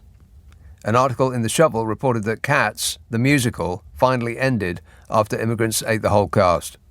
They ate Mistopheles. They ate Rumpelteazer. It's a total disgrace. We're going to be looking into that very strongly. Every time I do that, I do the hands. You know, like I'm playing an accordion. I just can't help it. It's an automatic. If only this was on television. 0345 6060 973. I'm so glad I'm not on television. Tooting. Hello, Jan. Hi, Nick. Hi. Yes, Jan. So I'm back again with this... it's you. Yes, I've got 3 S's. Right. So there's the RAF Scampton, there's the Scandinavian countries giving... I'm sorry. Wait a minute. Wait, hang on a minute. RAF Scampton, that comes under R. I'm afraid I can't take that. Oh, I thought you were discussing it just moments ago, saying it definitely comes under S because it's RAF. I'm kidding. Yeah, Scampton, right? On the list. I spent part of my childhood there, but that's beside the point. Oh, yeah, what's it like? Oh, well, well, I don't think the adults would think I absorbed so much military information that was going on around. Right. You have no secrets to divulge. Well, it was an amazing experience, let's put it like that. Right. You know, it wasn't like civilian life, and it was extraordinary, actually, yeah. Are you saying you grew up on RAF Scampton's base? Oh, no, I went to... My dad was posted to several bases, but that was the last one that we were at. No, that wasn't the last one. That was one of the ones that we were at. I spent about 3 years of my childhood to the age of... Right. I spent a summer on an RAF base doing something for the psychology unit. I could tell you what I was doing, Jan, but I'm afraid that afterwards I would have to kill you. You break the Official Secrets Act. That's right. Hush. As a little girl, I'm not under the Official Secrets Act. Hush. Yes. Anyway, what do you got for us? Yeah. So this is about. I think it's quite interesting what's happened. So just to briefly go over it, I know you know, but maybe the listeners don't. But it's home to the Red Arrows. You know, those acrobatics. What is? RF Scampton. Oh, no, you don't have... Wait, it's on the list. You don't have to fill in any information about that. Let's press on. Right, so what's happened is that they this September, the Home Office... Are you still talking about RAF Scampton? Yes. No. They had a petition going for some time to stop it being used as a site. I know they did. It's on the list. What else have you got? Oh, you've got it there. You put it there. I've just written it down. In the so the second one huge long period in which we've been speaking. Yes. Yes. So the second one is the Scandinavian countries, Norway, Sweden, and Finland. Other countries are available. Giving all their citizens advice to prepare for war or any crisis that's happening. So it was 3 things that were on their list they gave them, all the citizens, Mm-hmm. So it was revised as well and recently given out. So paint your windows white, hide under the kitchen table, and most importantly... Emergency, everybody to get from street. Emergency, everybody to get from street. Right, so the Scandinavian countries were preparing their citizens for war, yes? Yeah, they had to have at least 1 week's supply of non-perishable food. Yes. At least 7 days supply of water. Right. Yeah, and a battery radio was also included in, I don't know if it's all countries' list, but some of them, to have a battery-operated radio. So you can have a musical accompaniment to Armageddon, of course. Rock and roll! So, I don't know why we're not being given that sort of advice. Because the government doesn't care about us. Anyway, we have to learn from them. As you say, they're happy countries. We will learn from them how to stay happy. Go ahead. During a crisis. So the next one is the Woodland Trust. Is this the last one? Yeah. Right. Yeah. It's Woodland Trust. I'll spell it for you. The Skippinish Oak. This is. I'll spell it. SKIPINNISH. The Skippinish Oak. Yes. And it's in. I don't have to pronounce some of these Scottish words. Lochaber. LOCHABER. Now, this Skippinish Oak was one of the 12 ancient oaks shortlisted by the Woodland Trust. The Tree of the Year. It's the Tree of the Year. Yeah. So and it was what's interesting, Nick, is I bet it isn't. No, it was discovered by the founder of a Scottish band doing Angus MacPhail, and he's writing. I don't know if he's done it yet. Yeah. He's going to compose music in honour of the oak. Music in honour of the oak. I can't wait to not hear it. No, listen. They call it. They're a sail. I don't know how to pronounce the Scottish word. Yeah, don't though. No, don't though. Is it the tree of the? Is it the Tree of the Year? Yes. That is all we need to know, Jan, because time is ticking on and I got to go.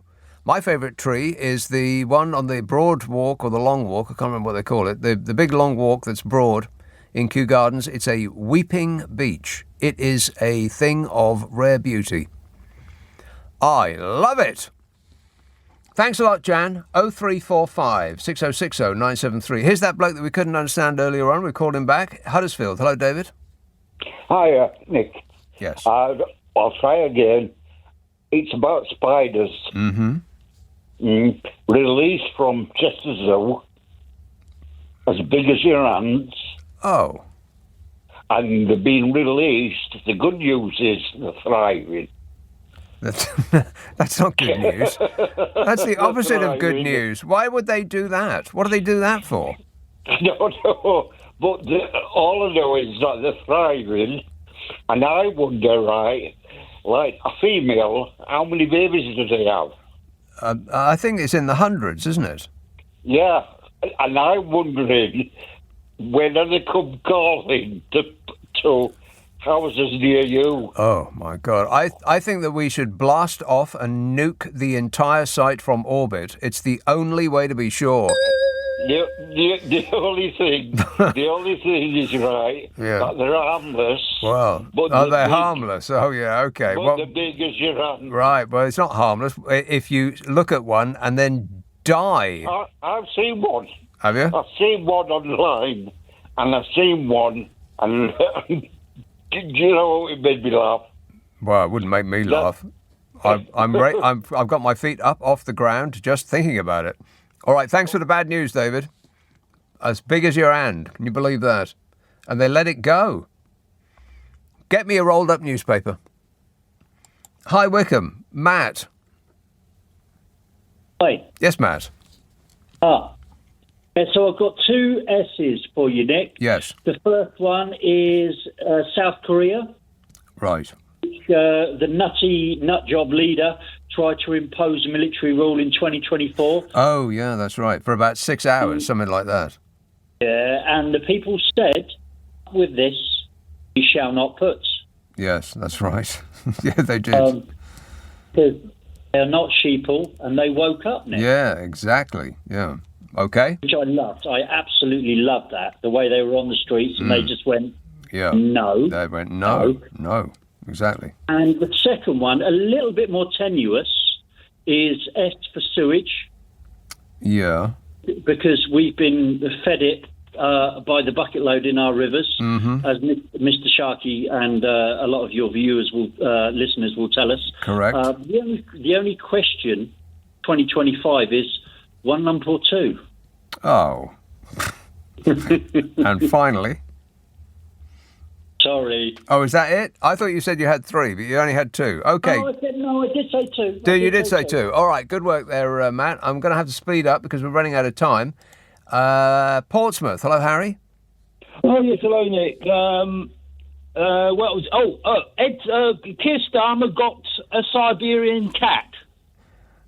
Right, Now, how did Larry feel about that? I don't know. I think he's obviously going to train it up to frighten every other cat in the neighbourhood away. Poor Larry. We don't know what its name is, so that's a little bit of detective work for this next year that you'll have to do on that one. OK, leave that with me, Harry. Good work. Somaliland. Yes. Trump's going to recognise... I've only just heard this in the last few days. He's going to recognise Somaliland because they probably want a base, to put a base there, if you get my drift. Recognise it? I bet he can't even say it. Yeah.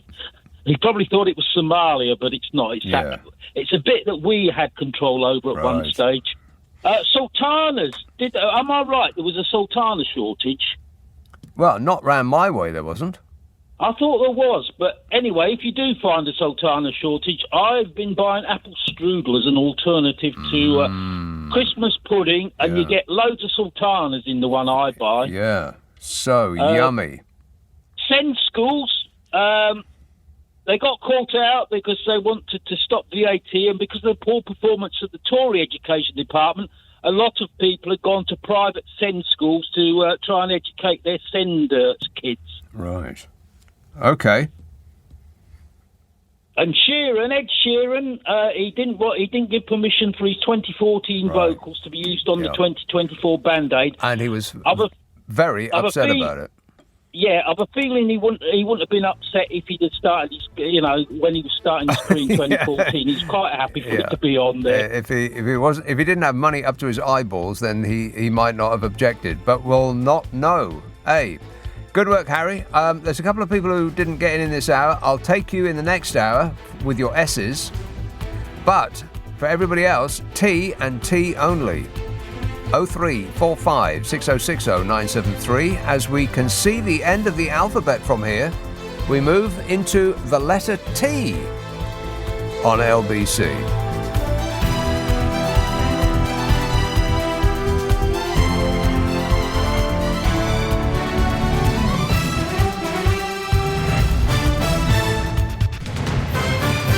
This is LBC from Global, leading Britain's conversation with Nick Abbot. Hi, honey. How are you?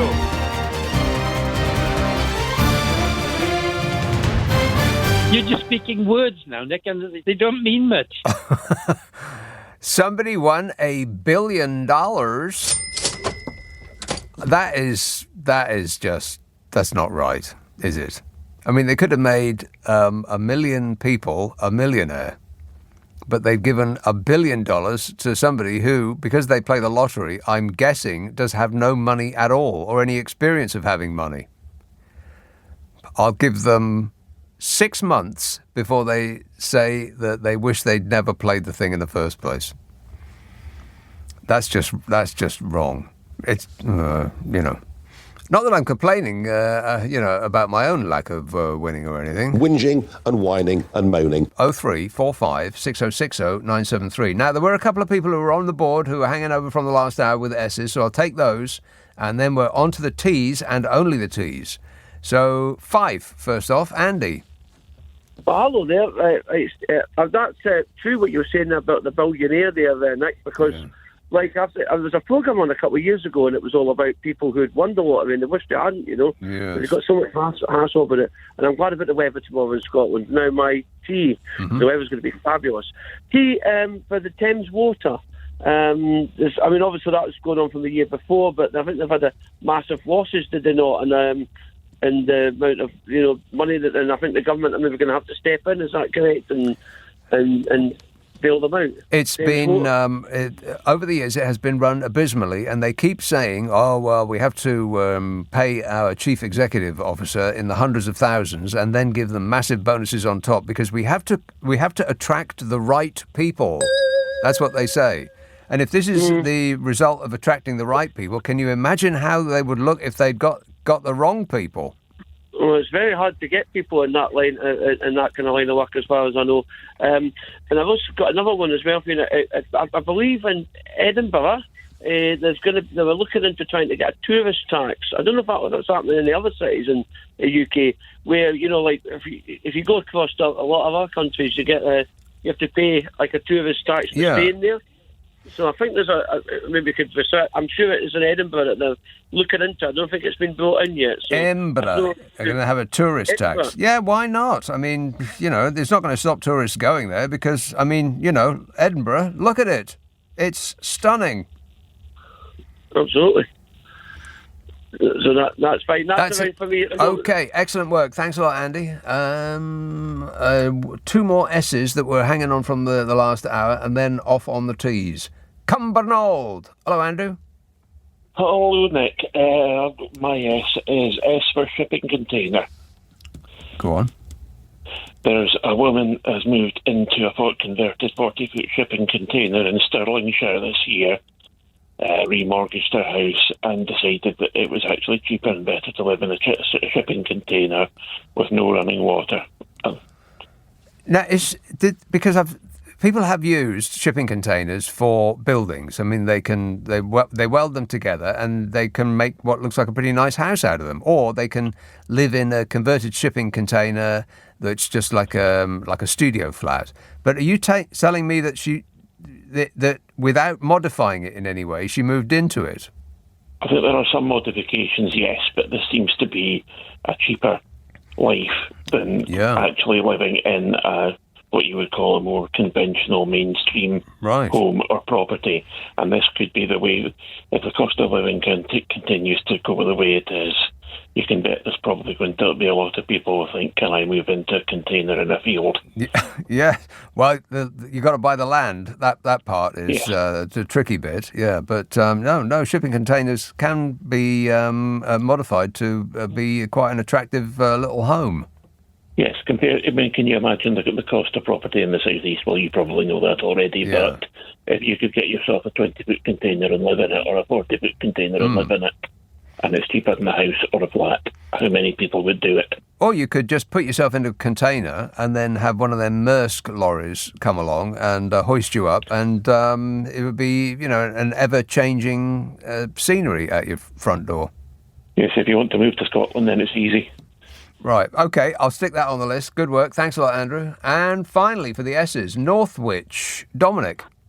Oh, I've got 3 S's, something that could be an S or a T, and a couple of T's. So I'll quickly rattle through them. All right. S for Syria, being with the rebels deposing Assad, and also being attacked by Israel later on. Yeah. Then you've got Southport, which triggered the Farage race riots.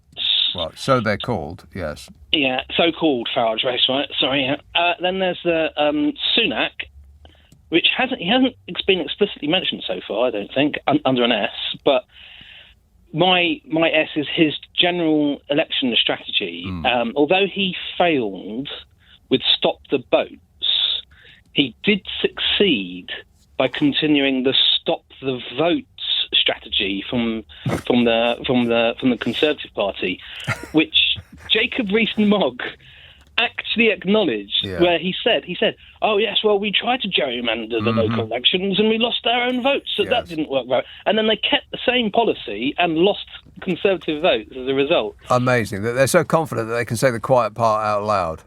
On top of everything else, I mean, the confidence must have come from him lasting longer than a lettuce, I think. I don't know. Their confidence is bred into people like Jacob Rees-Mogg, who think that they were born to rule. Confidence is pretty much the only thing they've got. So the one that sort of straddles the border of T and S is a film which I highly recommend, which is called The Substance, which has got Demi Moore, Margaret Qualley, and an amazing performance by Dennis Quaid. It's like a body horror, but it's so unique and individual and a fantastic piece of filmmaking. It has to be watched. Well, I'm not really big on horror films. Okay. Well, if it's not your style, but just in terms of the cinematography, the colour palette, the audio, everything on it is Okay. amazing. All right. So the teas. Do you want the bad news or the really bad news? I'll take the bad news first, please. So the bad news is that there was a £20 billion black hole. Oh, yeah. And I think this was reported in some kind of Treasury report or correspondence before the general election. And then that was picked up by the Institute of Fiscal Studies, I think. Right. And publicised quite widely before the election. Are you And sure then about that? I'm not sure that... Well, OK, go on. And then, amazingly, after the election, it became the reason why there had to be... I don't like using the word austerity because we haven't had any austerity since the 50s, but cuts, basically, in Rachel Reeves' first budget. I think we have had austerity since the 1950s. I don't think so. I think we just had massive transfer of wealth to the rich and lots of cuts in public services. But right. we haven't had any... Isn't that austerity? No, the austerity in the 50s and 60s saw the rich have 90% tax rates levied against them. Yeah, but that's so not... everybody was involved. Right. Everything we've had since 2010 has been about wealth transfer to the rich. No rich people have suffered under austerity for the last 20 years. Right, that is true, yes. The last T, which is the very, very bad news, is that there was a poll for the 2028 American election for the primaries, like an opinion poll, and the two leading candidates were J.D. Vance and Donald Trump Jr. Yeah, well, which I thought you'd love to know. Yeah, I could see that coming a mile away. He's not leaving, first off, and when he eventually does, then he's just going to hand it down to his one of his sons, Uday or Kusei. We don't know which. All right, good work. Thanks a lot, Dominic. 0345 6060 973. Right, the T's now. York. Hello, Jan. Hello, Nick. I've got three. Yes. Tesco, they installed smoke machines to stop theft outside opening hours. What? Yeah. Smoke machines? Yeah. What, like in a disco? See, when the burglar goes in, the smoke machine goes off, and all this smoke comes out, and the burglar can't see where they're going. Huh. I hadn't heard about that. That seems a bit... I mean, Tesco's are huge. I mean, well, some of them are absolutely enormous. That's a lot of smoke, Jan. It is, isn't it? Awful lot of smoke. OK. And I think you pronounce it Tubi, Tubi. Tubi. That's a free streaming service launched in the UK. Oh, yeah. What do they do? Well, stream programs, I assume. No, I meant what kind of programs do they stream? I've no idea. It's a free streaming service and they stream freely. Is that what you're saying? Yeah. Right. But I don't know what they stream. Right. OK. And my last one is Taiwan. They had an earthquake in April. Strongest one since 1999. Really? How big? I don't know. Big. Big earthquake. Must have been quite big, yeah. Yeah, first since 1999. Wow. One day it's going to, somewhere that is got a lot of people living around, there's going to experience something mega huge. Yeah. My money's on California. They haven't had a big one in a long time now. All of those people haven't, have they? Are going to wake up in their front gardens. That's right. Yeah. All right, good work. Thanks a lot, Jan. 0345 6060 973. Lawrence in Croydon says T is for train drivers being given backdated pay by government, getting people back to work rather than burying their heads in the sand. The importance of joining a union, says Lawrence. That's right. Let's see who's been waiting the longest. Q. Lily. Oh, hello, Nick. Lily. Hi. I've got T for Titchmarsh. North Korea, the state TV has censored Titchmarsh's trousers, and they've been blurred out because What? It's because he's been wearing jeans, and jeans are seen as a symbol of Western imperialism. You're and they're kidding. banned. No, it's. You can Google it. It's definitely So Alan there. Titchmarsh is big in North Korea. He most certainly is. Yes, he says that he hasn't had so much street cred ever, and he's been put in with the likes of Elvis Presley, Tom Jones, and Rod Stewart. For doing what, though? Just for wearing jeans. It says North Korea's rules prohibiting jeans have been in place since the 90s, and Kim Jong-il declared denim trousers to be a symbol of Western imperialism. Is it had because right? Is that it had because no place in a socialist state? yeah? Is it because jeans don't come in his size? Well, we don't know because they've been blurred out. Right. Huh. I did not know that. That's that is just that might be crazy, my favourite entry of the whole list so far. You're welcome. Yeah. Hey, did you go see the Christmas lights at Kew? I didn't. I looked at those queues and I couldn't go for that. But I did go and check out that Weeping Beach. It's near the Princess of Wales Centre, isn't it? Yeah.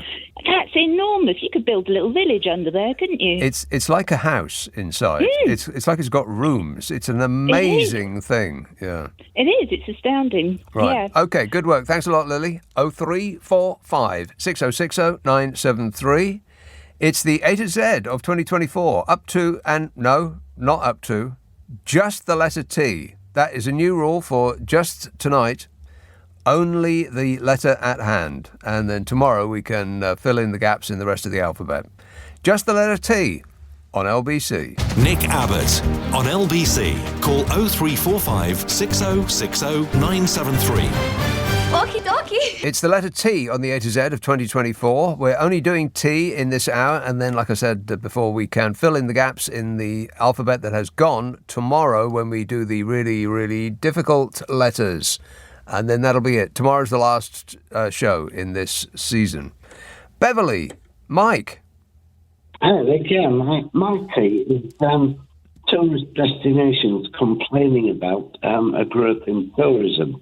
Yeah. You've got the Canaries and the Balearics going mental. And I thought this is great. This is the ripple of people starting to talk about quality of life instead of standard living, because growth and standard living is money. Right. Quality of life is far more important. Right. And I thought this is ripple that will spread around the world. It didn't, but I hope eventually it will come back and it'll do it again, because we're here for 30,000 days, roughly speaking, before you're born, you drop off the conveyor belt life. Most of those days, you want them to be happy days, quality of life. Mm. And this obsession with building more and more stuff, growth, doesn't work that way. Right. I couldn't agree more. Yeah.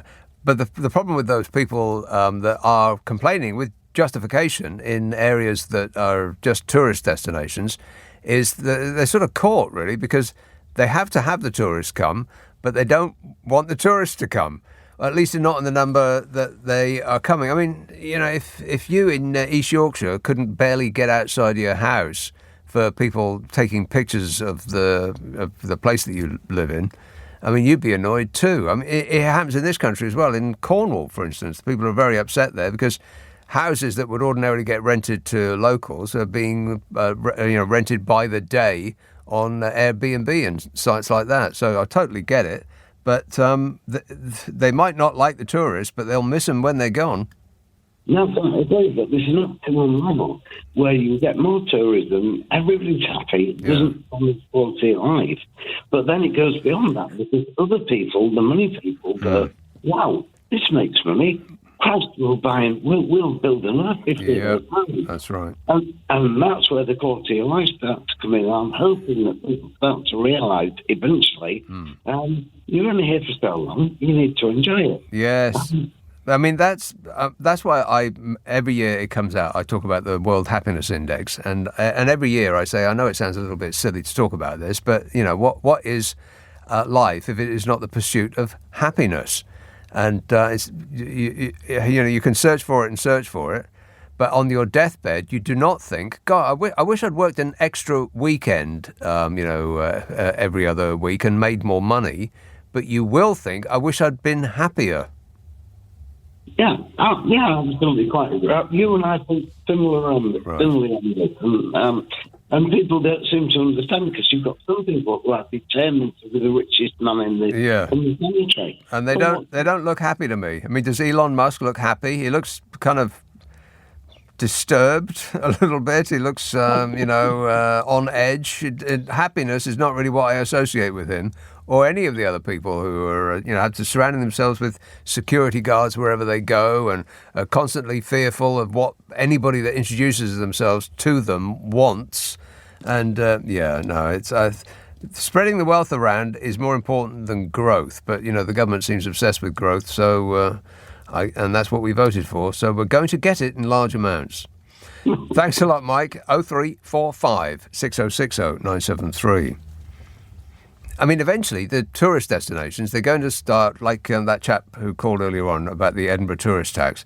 They're going to put a tourist tax on, but that won't, and it'll be a £5 a night, and it won't make any difference at all. And so they're going to have to increase it and then make it more and more expensive. So eventually, going on holiday is going to be back to how it used to be before cheap air travel. It's going to be the preserve of the rich. So enjoy it now while it's still here. Canary Wharf. Hello, Ryan. Hi, Nick. Ryan. Hello. So I have a variety that all start with train, and you can kind of choose whichever you think are Go ahead. Correct. I would have train drivers. Mm-hmm. So we had train drivers before, I think, but this would be about strikes. Yeah. In fact, the train managers at Avanti West Coast will be striking every Sunday from the 12th of January till the 25th of May. The managers? Yes. Well, the RMT union members, which I think are the managers at Avanti West Coast. Yeah. So that's exciting. And we also have train nationalisation of the train companies. Right. I think that comes under train companies rather than railway, because railway would be more like network rail, I guess. Okay. And I think, there was one more thing. I was doing some searching on Google Trends, and if you search for train strikes or train delays, if you search for train delays, the UK is definitely first in terms of number of searches. Followed, and then they taper off a little bit. If you search for train strikes, it is the UK at 100% of as the top, and then it goes to Ireland 3%. Wow. And then basically nothing. So we're doing very well with the trade. Well, at least we're number one in something. That's right. All right, good work. Thanks a lot, Ryan. Stuart says T is for tax rises in the budget, and for James Timpson, the locksmith, becoming the prisons minister. Locksmith. Well, I suppose so, but I mean that sort of underplays his achievements. I think locksmith is the thin end of it. Bristol, Kevin. Hello, Nick. Hi there. Yes, Kevin. Apologies about my voice. I've got a cold. There's a lot of it about. Well, I've been swerving it from my wife and daughters, but it's now descended on me. Hey ho. Nick, I have just one tea. Yeah.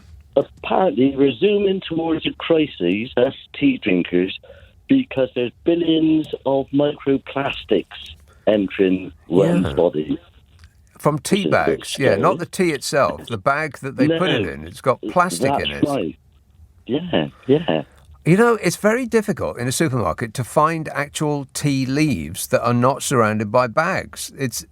They just don't do them much anymore. It's like a niche product now. It really is, isn't it? I mean, to be honest, it's hard to swerve bags anyway, isn't it, in supermarkets now? Well, I mean, at least there has been a massive reduction in the single-use plastic bags by something like 98%, something like that, since they introduced that charge that everyone was freaking out about then. We should go back to making tea Like your granny made tea in a pot? I suppose. Yeah. My problem is, I wake up early, 5:30, 6 o'clock. So I make myself a big flask of tea. Yeah. 1.5 litres, and that takes me through to mid-afternoon, really. Then I just top it up, and that takes me through the day. Yeah. Well, that's okay. You can get yourself a pot, get yourself some leaves, make the pot, and pour it into the thermos flask. That can be my New Year's resolution. Yeah, there you go. Excellent. All right. Thanks a lot, Kevin. Yeah, it's very, very alarming. I mean, we're surrounded by plastic. It seems to be leaking into our bodies. We're also eating it. We're drinking it in the form of the plastics that come off tea bags, apparently, just come to find out. But also the animals that we eat are eating plastic in the wild, both in the sea and on the land, and then we're eating those animals and introducing plastic into our bodies. And I'm not sure that plastic is supposed to be part of your nutritional intake. And they're finding it in every organ in the human body and our brains, which, does answer a lot of questions we have about certain individuals. Oh, shut up! And might explain their colour as well. Who knows? 0345 6060 973. The letter T, and T only in this hour. Not that kind of tea. The letter T. York. Hello, Claire. Hi. Claire. Hi. I first just want to debunk the idea that Labour knew what the full extent of what your earlier caller said, because the OBR subsequently have published a letter and an investigation on how they didn't know, and also how they had spent the reserves, most shockingly, that were only meant for emergencies. Yeah, the place was in a right state. They opened the cupboards and the cupboards were bare. And the OBR confirmed that they didn't know everything. Right. My letter is T, yes. And the trans ads that Donald Trump did in the battleground states for the election, he spent $215 million alone on just trans ads. Wow. Which is the most amount ever spent on one issue political adverts. Yeah. And they were apparently quite instrumental in his winning in those states, because they were just, apparently you just could not switch on the TV for every 5 minutes there being a trans ad in all the sports games, every advert. I think they were basically saying that your son will go to school, and by the time he comes back in the afternoon, your son will be a girl, and they won't even tell you about it. They're just going to wheel him straight into the operating theatre. I know, and people are so gullible, they'll believe this propaganda, and it's just so unbelievably sad. It's worse than that, though, Claire. Minority. I know it, but it's worse than that, because just after the election, Trump was asked about trans, and he said it doesn't really bother him very much. He doesn't really care about that issue. He said he thinks that it had been overblown. I know, but it was just expedient, and that such an issue is used for political expedience is very 2024, isn't it? Yeah, it is. Can't wait till 2025. I'm sure it's going to be much better. All right, thanks a lot, Claire. 0345 6060 973. The letter T on the A to Z of 2024 with me, Nick Abbott. By the way, a quick reminder that all of this will be checked twice, put in a list, and the list goes in the back of a book. And the front of the book is my take on the year so far, the things that have occupied us on this show. Not all of the news, because I haven't been talking about some of the really, really, really bad stuff, but some of the the more bizarre things, and the things that you may have forgotten about by the time you come to read them. So the book will be available in the new year, very early part of the new year, and if you follow me on social media, I'll point you in the right direction. Leading Britain's conversation, Nick Abbott. Alexa, send a comment to LBC. Right, so what are we doing? Given we're doing a radio show, it's the A to Z of 2024. The letter T is where we are at now. Ringmer, Louisa. Oh, hi, Nick. Louisa. Hi, I've got 2 teas for you. Okay. They are right. Okay, let me put my glasses on because I've got tiny handwriting. Okay, now it was revealed this year that Liz Truss, when she moved into number 10, she ordered loads of new furniture. Did she? Yes, she did. But very unfortunately for her, she had to move out before they had time to deliver it. Yeah, furniture does have a long lead time and a little bit too long for Liz. Absolutely. Yeah, she was out before it came. Huh. She was. Well, I hope But she I lost a think we lot of must money have on paid it. I for mean, it, yeah, you have to pay for it anyway, yeah. Exactly. Yeah, I bet we paid for it. Well, that's true, yeah. Yeah, unfortunately. And the other tea is another funny little thing. Well, it's not funny, really. It's poor Keir Starmer. Every time he makes a speech, he mentions the toolmaker. Oh. His dad's a toolmaker, and it's literally in every single speech he's ever made. So I think the whole country knows that his dad was a toolmaker. Yeah, he made tools. He made tools, yeah. And whatever the context is, Keir Starmer brings it up. Yes. Give it a rest, Skier. We know already. Yeah. We do, yeah. All right. Thanks a lot, Liz. Cheers. Okay. Ta-da. 0345 6060 973. Hang on. The part that I liked the best was Liz Truss claimed that Downing Street was infested with fleas and blamed Boris Johnson's dog. Yeah, it probably wasn't the dog, was it, Bodge? Yeah. Wait a minute. Yeah, I mean, you could blame the smell on the dog too, and I don't think that either. The Wirral. Hello, Nora. Hi, Nick. Nora. I've got, and now I don't know whether it's a B for Bayesian or an L for Lynch, the yacht that went down near Sicily. Oh, but neither of those. Lynch on board. Yeah, but neither of those two are T's, though. I've got a T. Yes. Okay, but I thought we could go backwards. Well, yes, you perhaps have joined us late, and on this and only this show, we can't go backwards because tomorrow is the very, very difficult letters at the end of the alphabet, and so I'm saving the ones that might come in today for tomorrow. Yeah.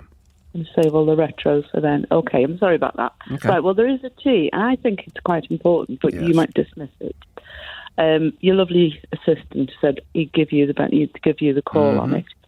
Right, the chant, there's more of us than there are of you, I think was the second most important thing to stop the riots, because the first thing was the sentencing, and then when word got out about the sentencing, and then people came out in force to stand up against the rioters. Right.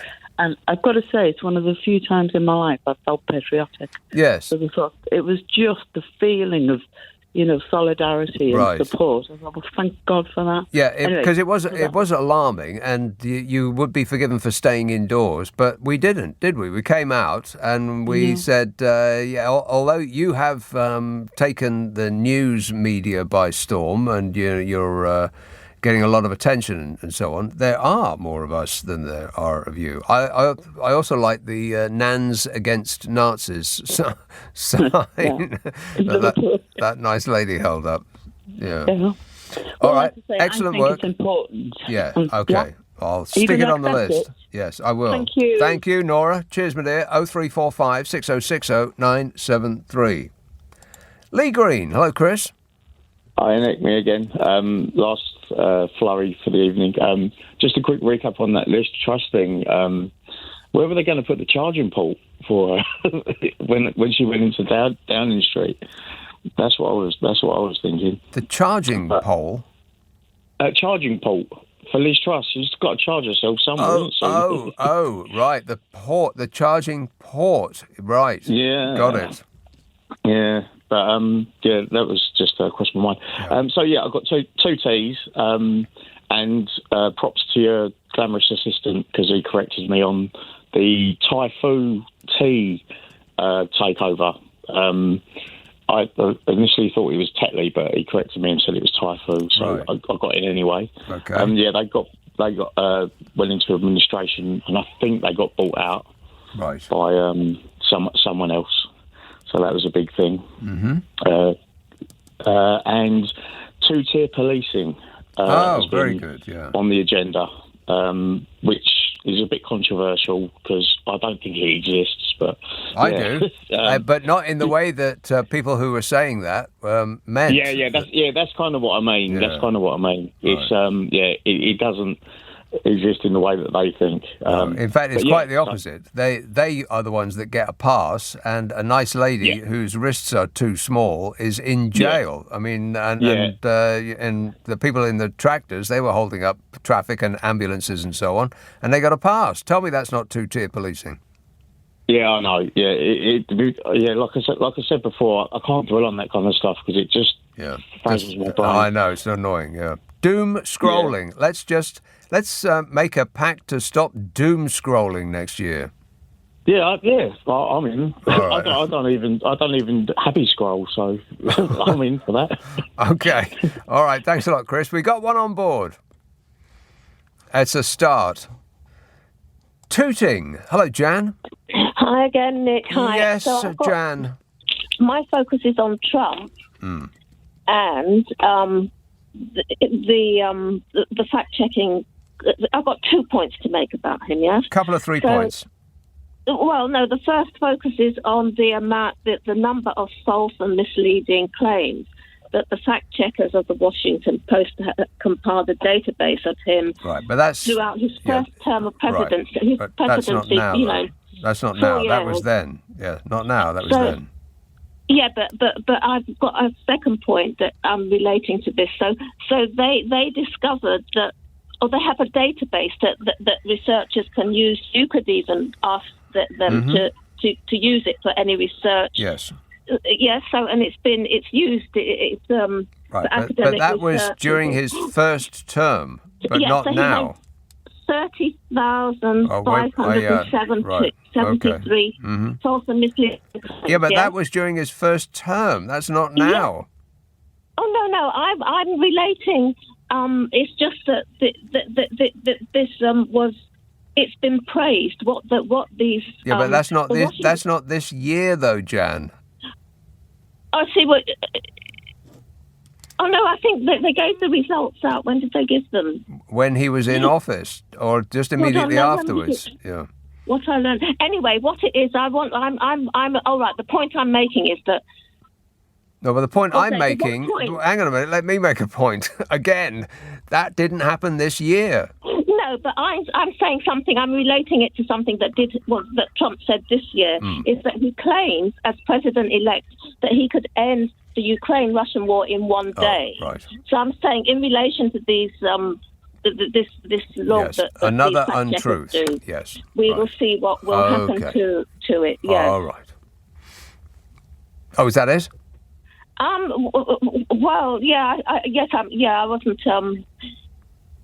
I thought that. So you think that's not relevant for now? No, but it isn't. It didn't happen this year. There were the lies that he told when he was first in office. Yes. Yeah, what you mean as president-elect? No, he used to be the president. I can be more presidential than anybody. He lied his face off. Oh, shut up! The Washington Post counted up how many lies, and it came to, like you said, 35,000 odd, but that was then. That's not now. Yeah, but it shows how he became increasingly unmoored from the truth. Yes. And he still is. Right. A tsunami of untruth, A tsunami of untruth. Right, but it's not now. It doesn't pertain to this year. Anyway, Jan, I'm going to have to be very, very strict about that. But I appreciate the effort. Newark, Lawrence. Well, I'll have to give you some teas. Liz Truss lost her seat. Yes. And as you probably know, she only served 49 days as PM. Mm-hmm. I just have to mention poor old Liz Truss, and I just couldn't believe she was the last one to declare, and she came on stage quite late, and then and walked off. Yeah, she didn't hang around, did she? She did not hang around. I was so, it was very distorted for everybody to see her not showing up at Rye. We all sort of thought, is she going to win? Is she going to lose? Or whatever. It's one of those things. But she, She seems brittle and thin-skinned. it was a very low turnout. There was only 14,000 votes between each side, so it was a very low turnout, unfortunately. And I have to give the teachers a pay rise that the Labour government gave them 5.5% on the 1st of September. Which I would say, big deal. I mean, that barely puts them on an even keel to where they used to be. I mean, I think we need to attract people to that profession, and 5% pay rise ain't going to do it. Well, people keep saying, they keep mentioning, Labour's not doing this, not doing that. They think Rome was built in a day, the way they carry on. I know. Like I keep saying, he looks like he's just graduated from Hogwarts, but he's not a wizard. So we got taxes, must mention T for taxes. As you know, everybody, we want to tax the rich people, I think. We need to start, and people that don't pay their tax. The thing is, if you want nice things, if you want an ordered country, if you want to be, served well, you got to pay for it one way or another. That's right. So there's all my T's for you. Excellent work, Lawrence. Appreciate that. 0345 6060 973. Short break, and then we're going to come back with the final push. This is LBC with Nick Abbott. Call 0345 6060 973. Text 84850. Alexa, send a comment to LBC. Come on, we're running late. The A to Z of 2024. I can see the end of the alphabet from here. We're in the T's, and just about 11 minutes to go on these, and the difficult letters tomorrow when we can fill in the gaps in the letters that have gone. But just the T's today. Edgware. Jacob. Hi, Nick. Just got a T from this year. The turbulent flight, the Singapore Airlines turbulent flight where the guy had a heart attack. In Singapore Airlines. Right. Always keep your seatbelt fastened. 100%, That's good advice. He was jumping around a bit too much, yeah? Yeah. And the other thing was the time stopped in your studio last week. It did, yeah. Well, it stopped. That happened this year? I think it stopped yesterday. Or was it the day before? Or 2 days ago? Yeah, one of those. Before. Yeah, it's but it's going again now. It's proceeding at the correct speed. So I appreciate that, Jacob. Thanks a lot, mate. Got to go. Time's up. Let's have Norbury. Tony. Hello. Yes, Tony. Yes, I've got 3 T's. Trump, triumphant, and tears. Trump? Triumphant, and tears. Yeah. Do you want to fill in the gaps there for me? Yeah, Trump was triumphant and liberal tears. Oh, liberal tears, right. So you happy about that? I think he's going to make the world a better place. Stop all the wars. Do you? Okay. Well, we'll find out, Tony, I suppose. I mean, he didn't do last time, but, he could try and try again. Previous performance is not an indicator of what might happen in the future. That is true. Derby, Brent. Hello, I've got a couple for you. I'll start with toilet, which I'll explain in a minute. I've got The Code, which was the Eurovision Song Contest winner. That was a non-binary artist, the first one. It was quite an interesting Eurovision this year, which follows on to transphobia, which is on the increase. Obviously, transphobia. Mm-hmm. And I'm a teacher as well. So toilet. Now, don't cut me off. There's a word that's going to come before toilet, so it could be on the previous letter. Skibbity toilet. Skibbity? Skibbity toilet. And What's I'm sure that? there are people who... Right. This is one of those Generation Alpha. Now, Generation Alpha is the kind of 10, 11, 12, 13-year-olds, sort of pre-teens and teens. But there's an internet, YouTube, and TikTok, which is another T. There you go, TikTok. Oh, TikTok, yeah, very good. Yeah, TikTok sensation, where you have these toilets which do battles like Transformers with human heads and have toilet bodies. And here's the connection. This is hilarious. Michael Bay from Transformers, the guy that makes the Transformers actual movies, is in talks to make a movie out of toilets with human heads doing battle. I'm just looking at a picture of it, and it's a urinal with sort of demented-looking faces on very long necks, which are sort of reaching towards us out of them. Yep. Well, and that's. But the urinals are attached to the walls. So what happens? 24 billion hits on TikTok. #Skibbity toilet. And I can't stop the kids speaking about it. You turn around and you turn around in the middle of a class and go skibbity to the kids, and they all go, what? And then the last word for it is what the generation coming behind. It's the new phrase. What's happened to them is brain rot. Brain rot. Yeah. Brain rot. Right. That looks like the worst thing I've ever seen in my life. I mean, it's absolutely terrifying. There's heads looming out of urinals, and they look, it looks like something out of a horror show. Oh, it's completely visceral. I mean, my daughters came across it on YouTube, not kids' YouTube, normal YouTube, and I looked at it and went, "What is this?" And they started saying skibbity. So you get kids walking down the corridor in school going skibbity, skibbity, and you're like, "What is this?" It's the kind of 11, 12-year-old equivalent of woke. We can't define what woke is, but they can't define what skibbity is. It just means a word for everything and anything. But it's about toilets. I've read today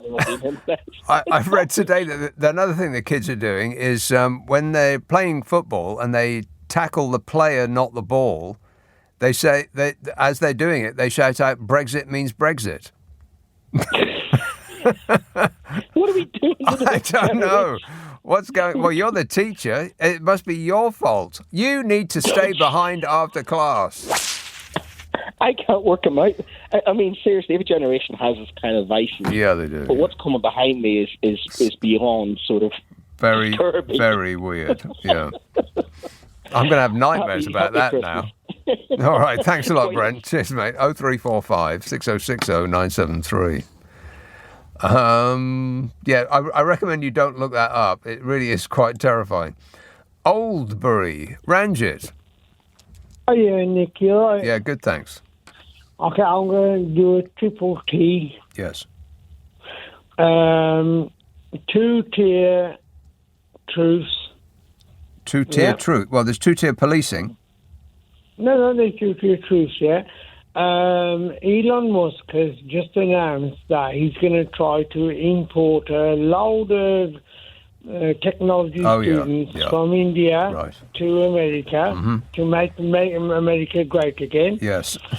And those people are saying, hang on, we voted that you were going to stop bringing in immigration, but now you're going to bring loads of technology students in to make America great again. I know. The right wing in America are fighting amongst themselves. They haven't even started yet. I'm going to go buy some popcorn and watch the show unfold.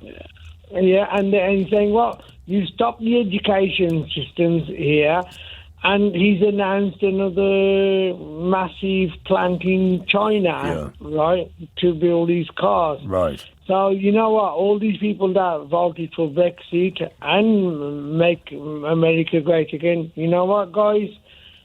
In my opinion, well, yeah, I mean, lie back and enjoy the thing. Yeah, they're not going to be enjoying anything of the sort. They're going to be. It's going to be alarming.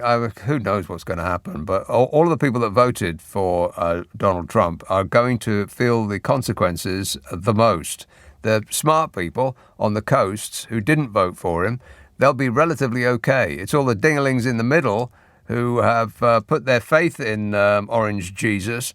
They're going to be they're going to feel the consequences of that decision quite sharply. Ranjit, got to go because I'm totally running out of time, but thanks for that. Northolt, Joanne. Hiya. Right, I've got 2 keys here for you. Yes.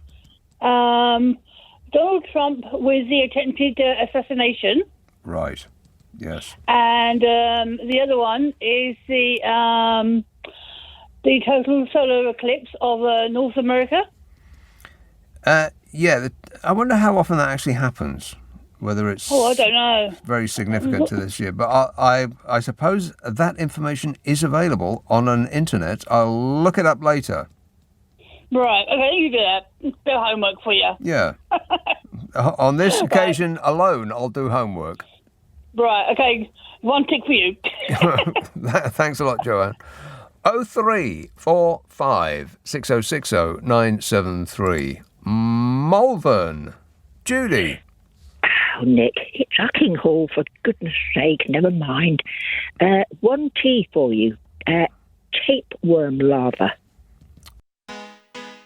In the round where zeros meet ones, a symphony of brilliance begun, where beauty sparks in digital skies, a genius soul takes flight.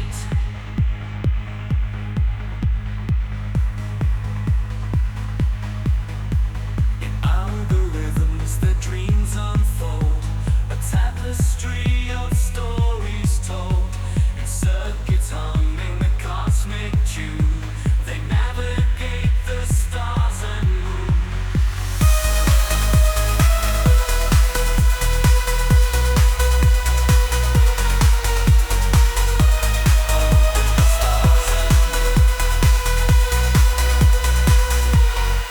All binary brilliance shining bright in the dance of electrons light.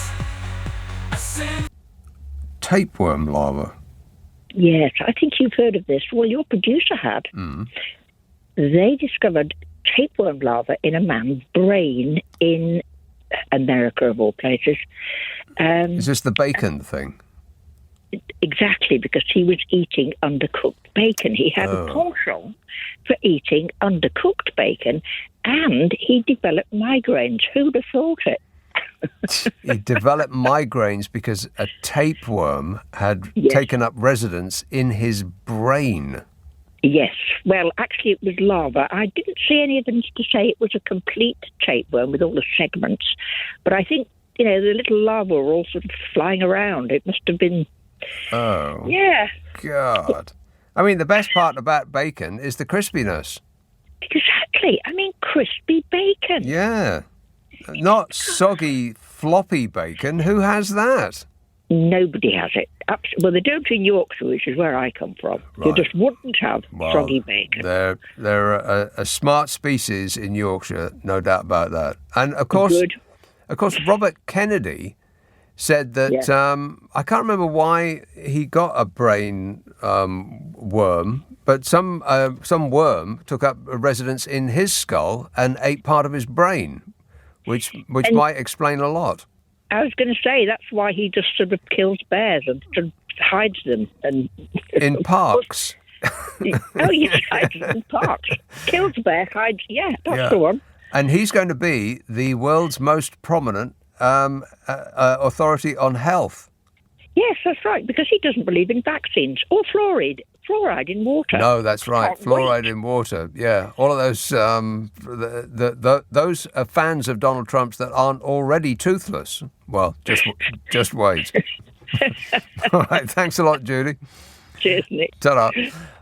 Alexandra at Crystal Palace says T is for Richard Tice, who was elbowed out as leader of Reform UK in June to make way for the returning hero Nigel Farage. I'm a nutcase. Tice then got elected as an MP himself. Yeah.